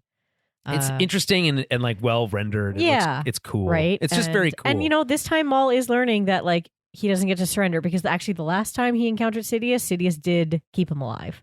He didn't kill him. Oh, that's a good point. So because that in Clone Wars or whatever, he just gets thrown in prison. He zapped him, gets thrown in prison. So it's like, okay, like he was kept for whatever reason. It is very unlike Emperor Palpatine to not kill somebody. True, but I guess maybe that at that point in time he didn't have Vader yet. Right, so it's like maybe it's a reclamation project. Yeah, he like put him in a prison or whatever for whatever reason. But I think this is another point of Maul realizing like, is it the same prison from that we see in Clone Wars, by the way, or is it a different prison? I don't know. I'm not too sure because he gets broken out. Like Rook Cast breaks him out of that prison in one of those graphic novels. Yeah, the son of Dathomir, I think. Mm-hmm. But yeah, no. And then yeah, I just say I think my favorite part is obviously the Inquisitors and the Maul fight, but yeah, that's good. Like I said, it's the action, most like but- I guess the most like character driven action. He's obviously like he has a plan. This is all very much in the way of it. But I mean, yeah, we get a lot more like characters talking to each other in this episode, which is nice. Yes, so, and the first half, I think I like the first half of this episode better. Yeah, the action's cool, but it I like seeing them having like kind of lose here and having to like step back. Yeah, this I would say this whole arc is the lowest we've seen them. Definitely. It's odd to have that happen 2 episodes before the finale, or like yeah, that's true. So yeah, they're getting very beat back. So it's like, okay, you're going to be like really low. I mean, I guess that there's a second season, so they might end it on a cliffhanger, right, or like something like that. But like maybe they continue to lose, and then that's where we're left at the end of the season. That would be interesting. Yeah, certainly different. So I'm interested. I'm just interested to see where that goes. Okay, chapter 8, the creeping fear. A hasty escape plan proves dangerous while an isolated Maul regroups. Directed by Brad Rao and Saul Ruiz, written by Jennifer Corbett and Amanda Rose Munoz. Jennifer Corbett, by the way, for my money, one of the better writers on their team, has written some of my favorite Bad Batch episodes. Yeah. Okay, so we're still on Janyx, obviously. This is interesting the way this episode starts, because it picks up before the last episode ended. It replays the final scene with Maul dropping the ceiling on the Inquisitors, which is interesting. But it adds like 2 extra shots. Mm-hmm. It's almost exactly the same, except we get like a nod to him, like his POV. Yes, and him like saying like, "Oh, that's my escape route Clocking over there," the exit, right? And then we see from the opposite side as the rocks fall. Mm-hmm. But just like it just for a show that is we're releasing 2 episodes a week, right? Right. And you have this one, and then the last episode and this one right after, like same week. Mm-hmm. It's weird to retread ground you were just on. Yeah, fair enough. Just an interesting choice. And I think if you're gonna do that, I would like to do something more interesting than this. Like give us a little bit even more about like what else was going on that we weren't aware of at that exact moment. Right. But it ultimately acts as like a recap for where we were. Anyway, so he drops the ceiling and then he does this like crazy spinning dive towards the bridge. Mm-hmm. And I don't know what to make of that, because like, are we supposed to be led to believe that he like cuts a hole in the bridge? Well, he does that like the Emperor Palpatine spin. Yeah, he does. So yeah, I think it's kind of like he's breaking his fall a little bit with the lightsaber, like kind of when Ahsoka's deflecting all the bullet or the blaster shots, and she like cuts a hole out above her. Yeah. That is also silly. We all can agree. But I don't know. I didn't find that too silly. But so yeah, I don't know. I wasn't too sure what they were trying to get through, and maybe that's why they didn't show us what he actually. He's like, we're just gonna do this, and it's gonna drop a long way, and we know that he can survive long drops because he did so with only half his body. Yeah. So. Yeah, exactly. Okay. But yeah, I'm not too sure if he was breaking his fall or. This is just one of those hand waves, like, don't. Yeah. The impression I got is that he's like going to go through the bridge. Yeah. And I'm like, how's that? There's no way that would work. I guess if you're just like cutting you're not spinning fast enough. There's no way you could be spinning fast enough to not immediately crunch his head right through the freaking thing. I don't know. And it's like bold move to go face first down as you fall. Yeah, go legs first. You can't feel them anyway. Yeah. But anyway, weird choice, but okay. Just make them look crazy and cool. Yeah. Cut to credits, or cut to title sequence, title card. Anyway, it does make you wonder like how well Jedi and Sith can survive long drops. It's like, generally speaking, they can jump really high and fall from really high distances. We definitely see them like jump off like crashing ships. Yeah, and they can use the Force to like slow their descent and stuff. Yeah. Which always makes me wonder, why can't they fly? Why can't you fly? You can make everything else fly. Why can't you make yourself fly? You can make yourself run really fast. We don't talk about that either anymore. No, we only saw that once. Yeah, that's a rare move. Yeah, I like how you put hint mace. Yeah, it's like, hey, he's dropped from a very high place. Maybe he survived. There's still, I would not be surprised if we get a Mace Windu comeback at some point. I know, right? Yeah, I don't know the answer to that, my friend. Okay, anyway. It's probably one of those things that they try to not do a lot because they're like, we can't make this so that they can just fall from anything. They're like, what if we gave them spinning lightsabers and then they can just fly away? Yeah. And then so as a hint for like what actually happens here, the subtitles say he crashes. The sound of crashing as he hits something. So, okay. Sure. The Empire searches for him, but or his body, whichever first, picking up the Inquisitors as Spybot watches, who also can't find Maul. Rook reports to her troops that there's no sign of Maul. She seems genuinely bummed by this, by the way. Do you think that there's like a romantic connection there? I feel like Maul is asexual. Yeah, I don't think he has like any... Like, I feel like it was like beaten out of him as a child. Like, you're just not. Yeah, I just don't think he's ever been motivated that way. But like, I mean, I don't know. Question of the day: does Maul fuck? Yeah, who knows? Gross. Doesn't have horns on it. Maybe she's into him, but he's unaware. She seems to be like, she's like, I've been loyal to you since you took the throne mantle. Yeah, and it's like and the implication. Like, why do you care about this other girl so much? Right. And it's like, and like, I get that. There's like this like caste system of like she's gonna be loyal to this guy because he was the king or whatever, but like he was the king. There seems to be more to it than that. Like she seems like she has a genuine connection. Louis could care less though. He's like, he's probably dead. All right, anyway, moving on. He's had some bangers, some jokes. He's funny. Yeah.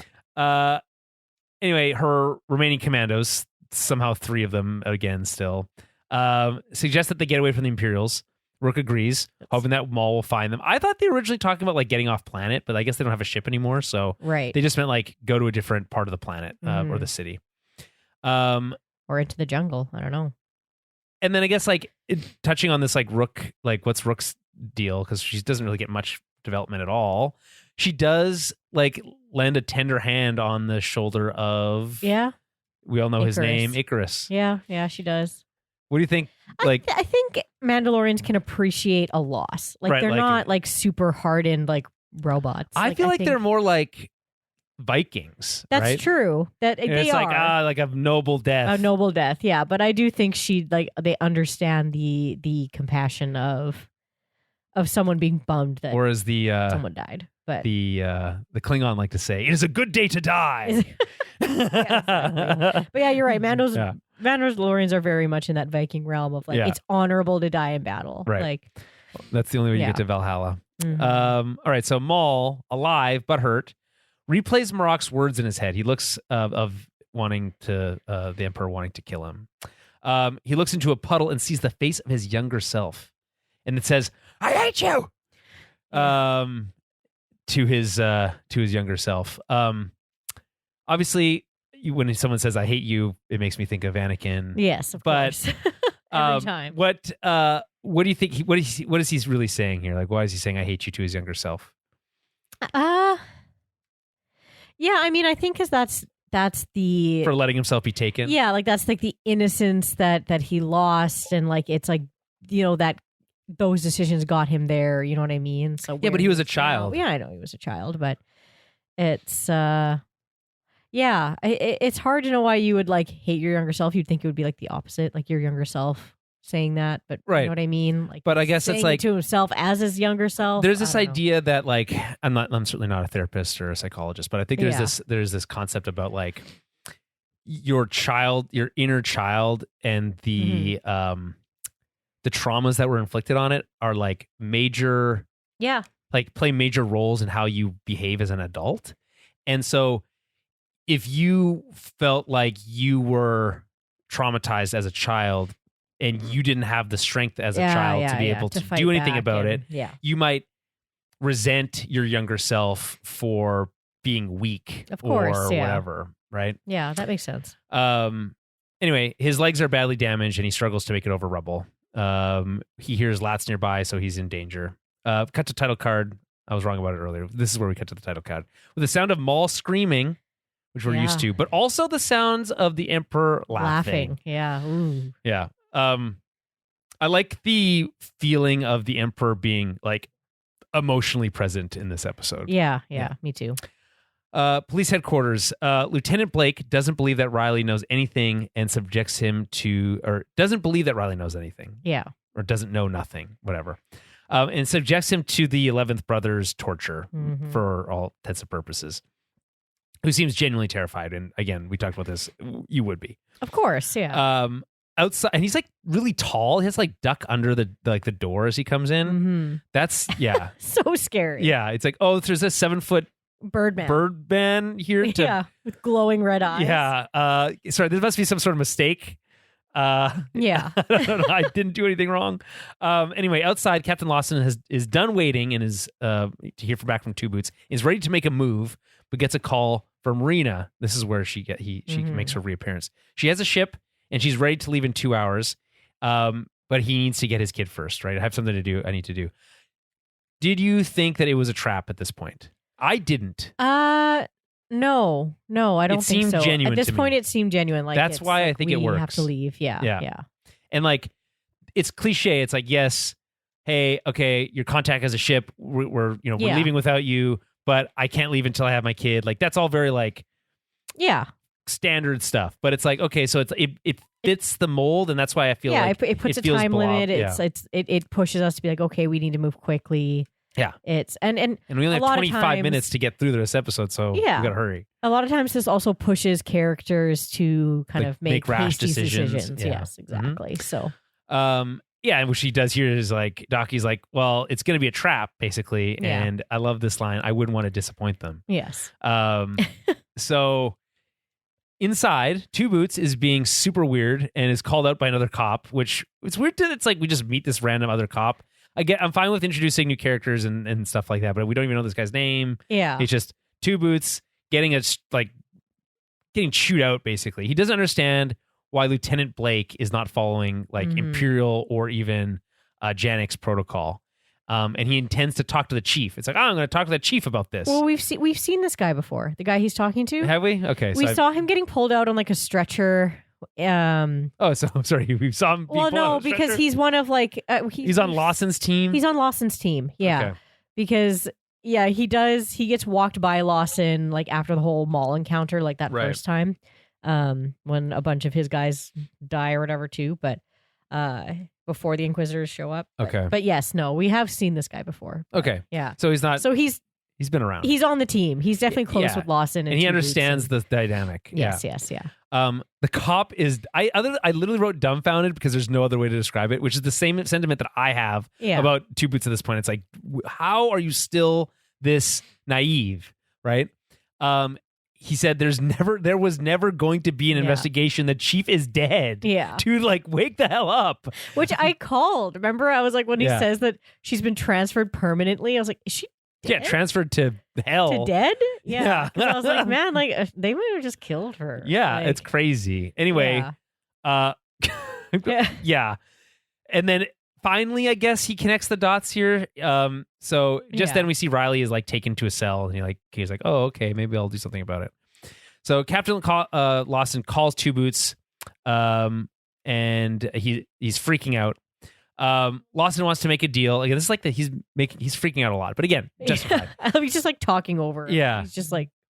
Oh, and then also Two Boots starts going on this whole rant about how no one's following protocol, which is funny. And he's just like, doesn't fucking care. Like, listen to me. What does he say? Like, concentrate on what I'm saying and listen to me, right? Lawson wants to make a deal. He'll turn himself in if they let Riley go. Which, sure, that's not really how police work works. But again, it's like nothing really makes sense anymore. Right. Two Boots cites protocol again, but Lawson reminds him that it's not about protocol, it's about right and wrong. And he's like, I don't want my kid to get hurt, so we're making this deal. So he tells Riley to get him, bring him outside, right? And Devon and Docky both think it's a bad plan. I always think it's funny when people make fun of people for bad plans. That's your plan? It's a bad plan. Anyway, they spot several troopers, walkers, and speeder bikes in and around the base of the station. Captain Lawson provides Docky with the ship's coordinates and makes him promise to get Riley on board. Devon is sent to find a getaway vehicle. Meanwhile, inside, with a reference to episode 4, Two Boots rescues Riley. I'm here to rescue you. Yeah. He doesn't say exactly that, but it's like, it's clearly an allusion to Luke and of course. I think it even has the same like reverse shot angles. Yeah. Maul is making his way through a wind tunnel. I like that they introduced the wind last episode so they can everything's windy. Yeah, they can make it a little bit windier and down below. And anyway, he's slightly crazy. He's going through some shit. Mm-hmm. He's once again replaying Marok's words, "The Emperor wants you dead." He hears the sound of Palpatine's laughter. And then I like how he talks to the Emperor. Yeah. Here, and so he's responds to both Marok's words, which is "The Emperor wants you dead," and Palpatine laughing about it. He says, yes, but I showed him loyalty, right? But he gets nothing in return. And then he says silence, but he's talking to himself again, which is always very funny. He then hears the sounds of his brother's voice and sees the events of when Palpatine stole Maul away. So this is new. It's just cool. It's been hinted at. They've talked about it. It's exactly what you would imagine it was. I like how he says no, Sidious. He never refers to him as Palpatine. It's always as Sidious. Sidious, yeah. Right? He never even, I don't think he even calls him the Emperor. It's always just Sidious, right? And so he's obviously terrified of this, again, going back to this childhood trauma thing. And then Savage, it's kind of funny, not funny necessarily, but it's the way Savage is introduced as Maul has a brother and he's yellow. Mm-hmm. And it's voiced by Clancy Brown. It's all very cool. But as a kid, so we get to see them be young together here. Right, yeah. And he tries to stop him from being taken. He calls Palpatine a monster, which is apt. Yeah. We then hear more from the Emperor and see some early training / torture of Maul. Just force lightning a kid. Yes. And again, this is classic Emperor stuff. "Your focus is feeble, my young apprentice. Now strike at me. Pathetic." Yeah. Strike me down. Strike me down. Right? That's all Palpatine wants. He just always wants people to strike him down. Yeah.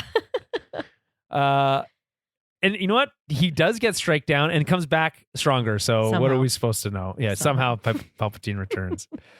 Apparently he talked about that as being like a reshoot on set, that line. Really? Yeah. Because I guess he's been doing Oscar Isaac has been doing press for Beef season 2. Oh, okay. By the way, very good. Is it? Yes, Okay. I like. Did you watch Beef season 1? I believe so. Yeah. It's very good. I liked it a lot. So anyway, he talks about he's like people make fun of that a lot, but it was just a reshoot on on set that day. So we also hear a young Obi-Wan voiced by Ewan McGregor. Maul recognizes it. He says it in a very inquisitorial, what's the word I'm looking for? He's questioning if he's hearing the voice of Obi-Wan. Right, yeah. Normally when he hears Obi-Wan, he gets very upset. Yeah. But in this case, it's almost like he's connecting the dots of he was kind of sent to his death by Palpatine. Oh, yeah. And yes, Obi-Wan was the blade that cut him in half, but not necessarily it's not necessarily his fault, although he still does blame him. It's Maul, you did kill his master in front of him. Yeah. So, it's cool what they do here because it's you see him as we see young Obi-Wan as a Padawan, which is new footage because they had to put it into this version of it, the animated version. They animate it, yeah. And he's wielding Qui-Gon's lightsaber and he's running at it. It's a very cool. The whole thing is I like kind of seeing it from Maul's perspective. Yeah, it's exactly. Because I'm like, is that how it played out? But I'm I guess it kind of is. Yeah, it's what Maul would have kind of seen. Yeah. The him flipping over him and then cutting him in half and whatever. Yeah. So yeah. It's cool that's Obi-Wan's voice though. I like that they use that. Maul screams. We see flashbacks to when he was a spider-legged insane person. As well as creepy. Yeah, as well as Savage being killed by Palpatine. Obviously, a traumatizing moment for him. Then we see the Dark Sister magic. I assume this is when his legs are fixed. I think. Yeah, because he goes from creepy spider legs to regular legs to getting fixed. Yeah. Or it's his second legs with the 3 little prongs. Yeah. She kind of fixes him up a little bit. Yeah. And then Savage says, "You must have your revenge," which is fun. Revenge runs in the family. Yeah. And then he says this: my home, my family, my brother, all taken from me. Sidious, you did this to me. And then he says, you did this to me. He says it multiple times. But that's not the part that's redundant, which I wrote in my notes here. It's the my family, my brother. That's the same thing. I guess. But I think he means like his mom and his brother. Yeah, like, his home world, all like his extended family. Yes. Yeah. I get it. I'm being a stickler. He's just, it specifically hurts more when it's his brother, too. That's a nitpick. It literally doesn't matter. I'm like your family and your brother? Okay. It's like, I get it. You're kind of insane right now, so it's fine. Yeah. But again, it's like, this is us finally getting to see kind of like what motivates Maul. Of course. It's this, and we always knew it was revenge, but it's this like moment of clarity of like, I was tortured as a child. Yeah. And I am entitled to that revenge. Or if he was less of a Sith, he would say justice. Yes. He was entitled to justice for that. Right. But you know what they say when you pursue revenge, dig 2 graves.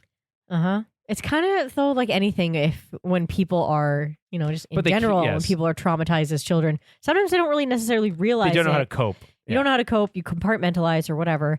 And then when you go back and work through that as an adult or later on, you can be like, hey, actually, yeah, like that wasn't okay. And that was that person's fault. So like, exactly. So this is like, he's very much going through. He's doing a therapy session with himself, basically. Yeah.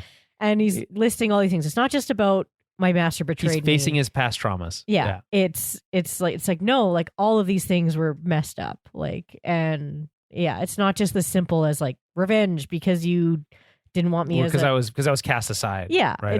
My loss of destiny. But now it's like his destiny is to seek revenge and ultimately die. Of course. Yeah. Failing to achieve it. Okay, so now we have the whole rescue mission sequence. Devon, dodging troopers, spots a super sick G-Wagon. And takes pleasure in fighting a bunch of Cyclopses for it. We talked about the behind the scenes, what that is for. I just thought that was like a fun. She's obviously like, this is one of those moments where like, she's not like leaning into the dark side so much, but she's like, she obviously gets some amount of satisfaction out of beating the shit out of these like, 3 dudes. 3 dudes. Three bulky dudes. Like, well, she like sighs in pleasure. It's like, it's very weird. Yeah. And then, like, well, I guess I'm going to have to go. I'm just like, I'm just admiring your ride. I am going to have to borrow it though. Yeah. And so 2 Boots, meanwhile, awkwardly transfers Riley. This is another one of those things where it's like, all right, this is a bit much. The fake person. Yeah. Oh, yeah. Just transfer this prisoner. How dare you commit crimes? I do like when Riley was like, I'm not acting weird. You're acting weird. Yeah. He's just like, he's like, you're not. It's a very fly casual moment there. I love references to fly casual. Yeah. I always will. But it is funny for a teenager to just call out a droid, be like, no, you're the one being fucking weird right now. Yeah. Like, stop. Yeah. Yeah, giving very C-3PO energy here for 100%, sure. Yeah. Anyway, when he reaches 2 troopers who are like, you're not on the manifest, which is classic stormtrooper behavior. I'll have to call this in. Before anyone can ever call anything in. There's no transfer scheduled. Yeah. We are on the manifest. So he just shoots them and stuns them immediately. I also like how he says, duck, please, to Riley. And then he like takes the blaster, the like stormtrooper blaster, and looks at it and is like, I don't need it. So uncivilized. Yeah. It does give so uncivilized. It does. Because he's like, these Imperial blasters. My hand blast. I mean, if it's the same design as the one that Captain Lawson's using, pretty strong. It can shoot through a freaking cockpit of a LAAT. So impressive. It's like, no, I'm going to use my cool cop handgun. Yeah. Not your way weird 2 hands needed. Yeah. I don't need a blaster rifle. Yeah. Riley's reunited with his dad. It lands pretty flat, whatever. I do think it's a moment where it's there's a couple of things that are funny here. 2 Boots making the joke about being unrecognizable about his boots. Because he makes it for the second time, it's like, okay, that's funny the second time. But then then it's like, oh, there's a touching moment about him always recognizing his partner. Of course. And then 2 Boots getting it a little bit more. Yeah. Right. Like my buddy. I'm not just a droid. Right. Yeah. And then the part where he's like, I'm not going to be able to go with you, son. And he's like, about that, the deal's off. And that is so funny because to me, it's like, what the fuck? It's like, if this show was going to follow through with this idea of a prisoner transfer, and then Lawson is then in prison, and it's like, oh my God, that would have been so annoying. Right. I like that the show is smart enough to know that, like, that's not a good idea. That's not. But yeah, you think Two Boots, because you're kind of getting nervous. You're like, hey, you guys don't have time to be doing this, like, you know, chatting and whatever. Like, you think Two Boots should be like, we have to go. Like, this is, we're going. Like, hug later. Yeah. But Captain Lawson still thinks that, like, Two Boots is going to take him in there. Yeah, and so stupid. Him. It's like, come on, get out of your own way, dude. Like, fuck this guy. Yeah. You know. Okay. Well, it's like, listen, they both get an opportunity to be thick. Then this episode is. Yeah. It's like, I just wrote here, thank goodness, because that would have been a very, like, frustrating to watch. Whole process. Yeah, we didn't want to see another prison or, like, cop. No, cell escape. Not at all. Not even close Lawson. to a little bit. Yeah. No. Anyway, so now we get into a big action sequence. Docky protects them from blasters with his lightsaber while they wait for Devon to arrive, who arrives in style, taking out 2 speeder bikes with her G-Wagon. It's sick as hell. And, hey, boys, need a ride? Classic line. Love it. Then we get the sick techno score plays. It's good. Is this Tron music? Type? No, kind of. Yeah, you know what? Kind of more like the Tron music from the most recent one from Nine Inch Nails. Okay. It's a bit more like the Nine Inch Nails score than the. Okay, that makes sense. Than the one from. That's what I meant to ask, because I was like, isn't this kind of like. This is actually, you know what? Great pull, because this is kind of almost exactly like what Nine Inch Nails was delivering for us. Yeah. That makes sense, because I am a Nine Inch Nails fan, and that's kind of like the vibe. It's like very like. It's industrial. Industrial, exactly. Yeah. And it's like grunginess. Industrial techno. Yeah. It's sick. Yeah. It's just so badass. Everything about it. I was literally like cheering in my seat while I was watching this. I was like, yes, this is what it's all about. Anyway, Lawson takes out another 2 speeders with a nice shot. He's really good at that. Docky, meanwhile, chastises Devon for not being very stealthy. She retorts that the vehicle has other qualities. She says a key principle of escaping is being able to do this. Yeah. And then essentially does a punch it moment where she like just puts her foot on the pedal and takes off. Because I essentially like assume that this is like this world's version of like a souped up like whatever flashy 100% car, right? Like it's a gangster. This is not a normal car, right? Yeah, it's like it's a sports car basically. Yeah, I'm trying to get why Dacky being like K. Like he couldn't have picked something. Yeah, a little bit more like conspicuous, right? But it's like no one's allowed to be going anywhere, so any car. No, it doesn't matter. It's Fast and the Furious now. Yeah, no, this is sicker than Fast and Furious. Anyway, they take a shot. I like how he's like, yeah, it might be fast, but it can't like outrun that, and it's a LAAT, obviously. Yeah. And then they take a shot from the LAAT, which is, I'm like, okay, that's like at least the ship is able to take a little bit of damage and keep on ticking. Mm-hmm. They end up jumping to another road platform, which is cool. 3 speeder bikes follow them. All 3 of them make the landing, but one can't make the immediate turn. Hits the rail and goes flying off, presumably to his death. Which I do love to see. Yeah. Like, it's a fun, because, you know, a lot of times, okay, like they're keeping up and whatever, but to see a guy just smoke the railing and go over is pretty fitting. I like it a lot. No, I mean, it's like a lot more realistic, so. Yeah, I mean, yeah. You know, definitely maybe a touch on the bumbling stormtrooper trope a little bit, but do we get a Wilhelm scream there? I think it's like, it's basic. Like a wah! Yeah. I think, I don't know if it is the Wilhelm scream. I feel like they would have included that in the behind the scenes, but it's like very much in the vein of the Wilhelm. Actually, do you know that the Wilhelm scream comes from a collection of scream sound effects that all are in the same vein? I think they're all technically considered Wilhelm screams, but like there's one specific one. Oh, I know that. Yeah, there is one that's specific, but I feel like I call something a Wilhelm scream when someone is like falling off a building. Well, yeah, it's usually in reference to it. It's like the wah sound. And it's like, yeah, that's funny. Because like we get that and the one that the troopers picked up and dropped last episode. Yeah. Anyway, the LAAT comes around. So good, though. Docky makes a nod and everyone knows what to do. I love when everyone knows what to do when someone gives a nod. Yeah. And then they do this. I love the way they like shoot it from like the side. Mm-hmm. So you can see exactly how he launches the thing like, over them. Over top. And then I was like, when that happened, I was just like, this is awesome. This is the coolest thing I've ever seen. Yeah. There's also a good shot of Lawson like leaning out the side door and just like shooting. Yeah, I love it. It's very like this is with techno music playing. And I'm like, this is cool, man. So like no notes, 5 out of 5 10 out of 10. No notes for this whole sequence.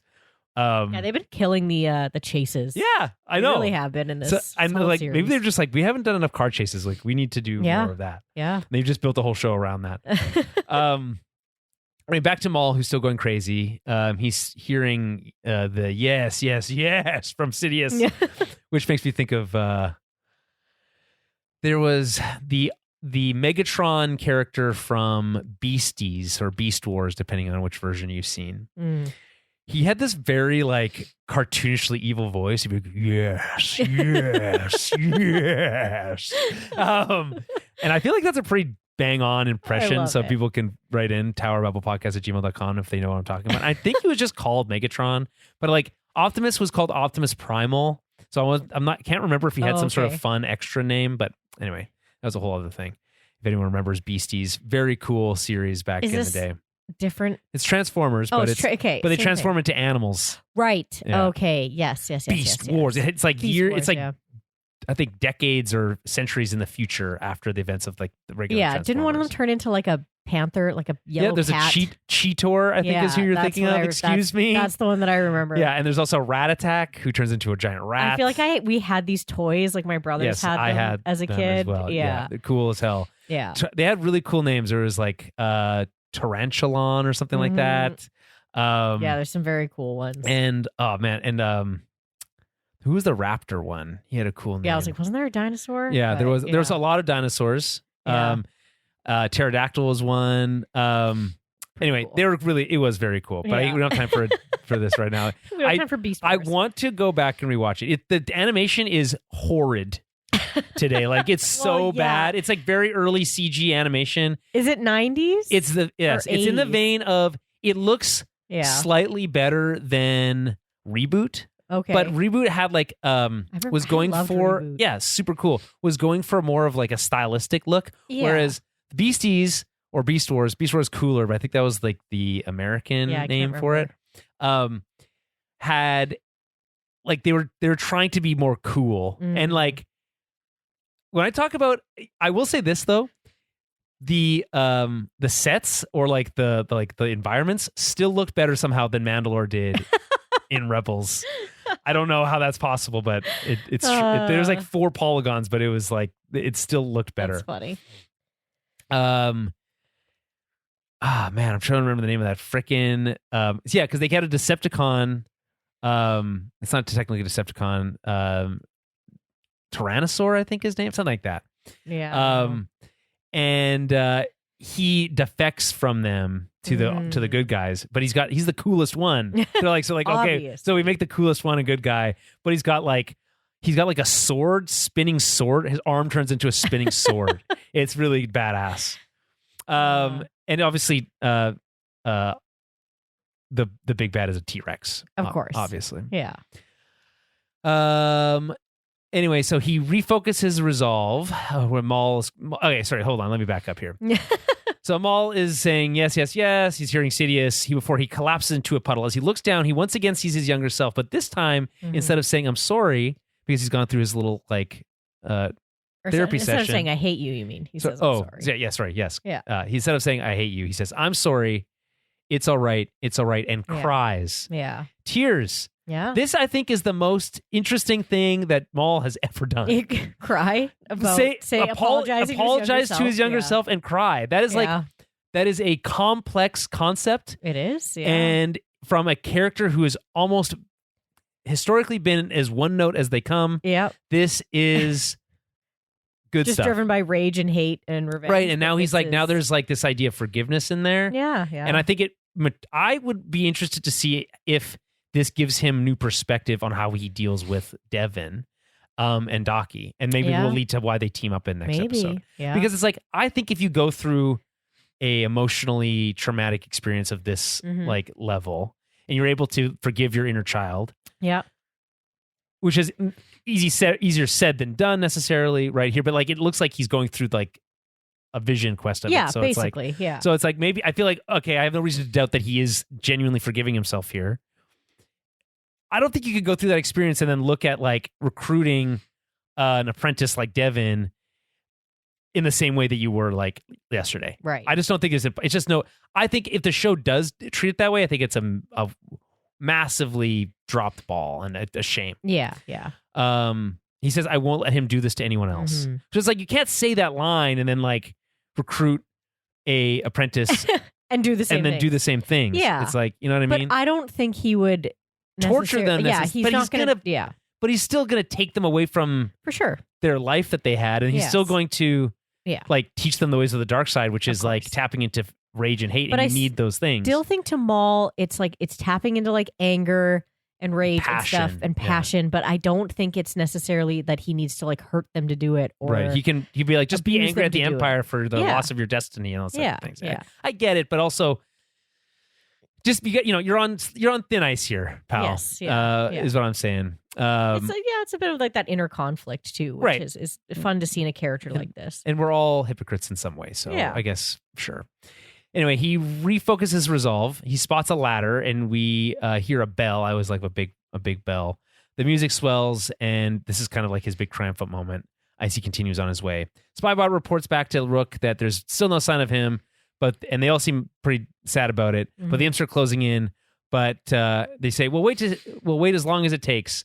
Ludi's unimpressed, but they don't have to wait very long because he literally just arrives that moment. Yeah, which I think is funny, but whatever. It's just what you do in a show with a limited time frame. Okay, we get to back to the Jedi crew.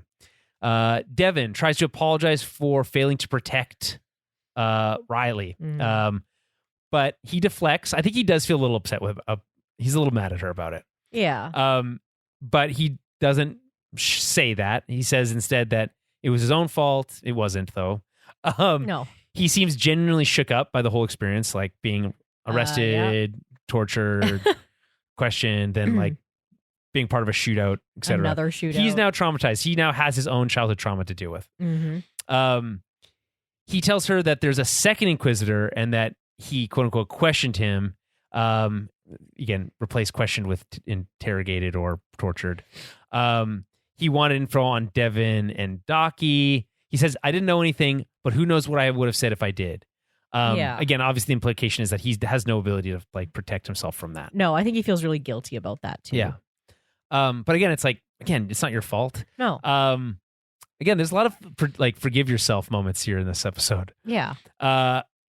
Except for Devon, who needs to feel guilty for leaving him behind. She can forgive herself later. She needs to feel the guilt for a little bit first. Yeah. Then we get another solid Jediism, but this time from a Padawan. Mm-hmm. Fear is natural. We just can't allow it to control us.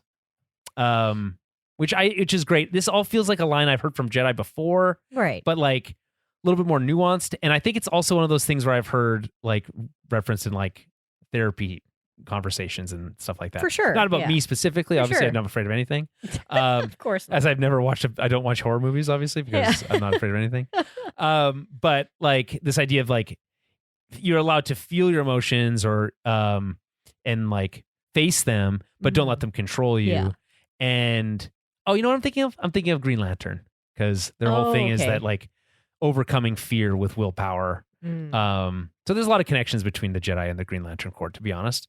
Many moons ago, Jeremy and I were going to do a episode where we just talked about the connections between Star Wars and Green Lanterns, but I don't know much about Green Lanterns. There's an emotional spectrum. Each color is associated with a different emotion. Each emotion, it has a power ring associated with it, and that power ring gives the wielder who taps into those emotions superpowers. Okay. So, and not really, and that's a super simplified version, but like there's a green is willpower, not an emotion. Don't bring it up. Yeah. Orange is avarice for greed. There's only one ring of those. There is yellow is fear, which is their like greatest enemy. And blue is hope, I think. Pink is love. There's a few others I think that I'm forgetting. But anyway, it's cool. There's some cool ideas in there. When hope and willpower come together, they like supercharge each other. Oh. Yeah. So there's like fun ideas like that. Anyway, Devon they arrive at the coordinates to the transport. They enter a lift, which is what they call an elevator.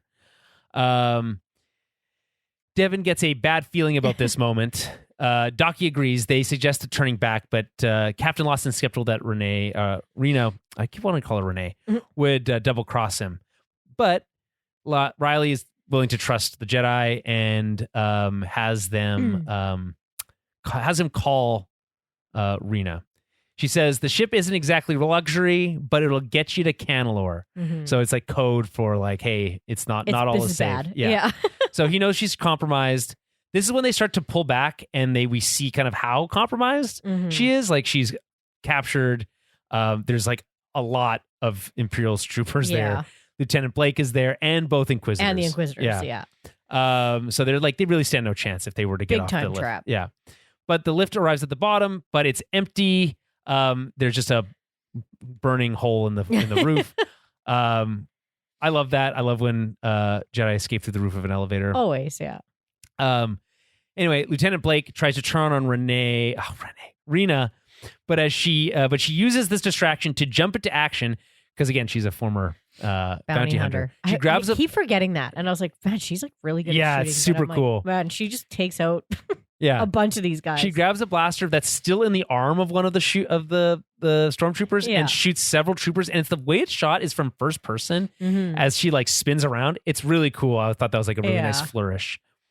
Lieutenant Blake, I feel like they don't realize that she was a bounty hunter. I don't think they do. They do not know. They're like, oh, she's just like a club owner or casino owner. Yeah. Anyway, Lieutenant Blake is lucky to be alive. If he is at all. He wasn't shot immediately. Instead, she aims up and shoots at the ship's engines, creates a pretty big explosion, like really quite large, and she's very close by. So she very well might be dead. Lieutenant Blake very well might be dead. We'll see guess next week. We see her roll to cover, but it's not that far away. So it's like behind a crate. Yeah, like, I think. Well, that's a whole ship engine. Yeah, so. I would say in real life she'd be dead. In Star Wars logic, she might still be alive. Yeah, really injured maybe. Yeah, and then last scene, Maul and his crew head back to Nico Demas's office because they didn't build that set just for one scene. Yeah. Ludi believes they won't think to look for them there, which is, I guess, some like clever reverse psychology. Oh, you have it there. I was like, the building just looks really cool. Yeah, it's got this like angular design, cool lighting. It's like that reflects like the sunset really neat. Yeah. And then Ludi receives an encrypted message. There's this like back and forth that Ludi and Rook are having where she's like, they'll find us here. No, we won't. Oh, you're getting a call. They'll track us. No, we won't. And it's like, she's like, I'm clearly annoyed by Ludi, who's, for some reason, now that he's in Nico Demas's office, he feels like very empowered. He's competent. Yeah. He's like, I killed this guy, so this is mine now. Like, and now I feel... Yeah. He's like, they wouldn't look for us here. And obviously this is encrypted. He's strutting around. Yeah. And he like himself a drink. Poured himself a drink. And exactly. I'm going to pour myself a drink after this. I tell you what. And then... Anyway, he gets a call. It's encrypted. It's from Crimson Dawn. Mm-hmm. He calls it an interesting communique, which I actually think is a fun line. And then I think it's interesting that Maul's like, oh, it's the Pikes again. But it's not. It's Crimson Dawn. Yeah. And Dryden Ross wants a audience. Mm-hmm. So I love when they say requests an audience. It's like such a bombastic way of saying like, oh, I want to meet. I want to talk. I like it when they say, I want to parlay. Parlay. I like that's very pirate. Yeah. Pirate code, but. Or French. It's just French. Oh, is it? Yeah. I just always associate it with pirates. It's more of a war thing. Gotcha. But yes, it does happen a lot in Black Sails. That's probably, and I think the first time I ever heard it was like the Pirates of the Caribbean. Pirates of the Caribbean. Yeah. Well, that's because Black Sails is a prequel to Pirates of the Caribbean. Okay. But like a hardcore sex and booze and violence one. Anyway, things are looking up, according to Ludi. Mm-hmm. So we shall see about that. Next week for the finale. Any final thoughts? Yeah, I mean, I don't know. I don't think so. It's just, like you said, like the action was really good. The car chase was so fun. And we're getting some really like fun character, like not fun, but some very deep character development with Maul. For Maul for the first time ever, which is really interesting to kind of see him dealing with his younger self and past self and getting a little bit more emotional depth to the character of just rage and hate. So yes, yeah, it's fun. I guess we will see what kind of, I don't know, what we see next week with Dryden Voss. If he has, I wonder if he's still going to have it. Is he going to have his weird face scars yet? I feel like more likely we're going to see that as a setup for next season. Probably, yeah. And like we just need to deal with the rest of what's happening here. Yeah, They'll they need to the escape, Dryden boss thing. and then exactly. And then we might see a conversation with Dryden at the end that'll leave some sort of cliffhanger for the next season. Yeah, and like to be honest, I don't really give a shit about Dryden Voss. I don't care. Yeah, he's a fine character. Yeah, I like Paul Bettany, but yeah, me too. I doubt he'll be voiced by Paul Bettany. I would be surprised, but also like you never know. But also, you never know. That would be cool as hell if he was. Mm-hmm. I don't know. The whole thing is like I like Solo fine. Yeah.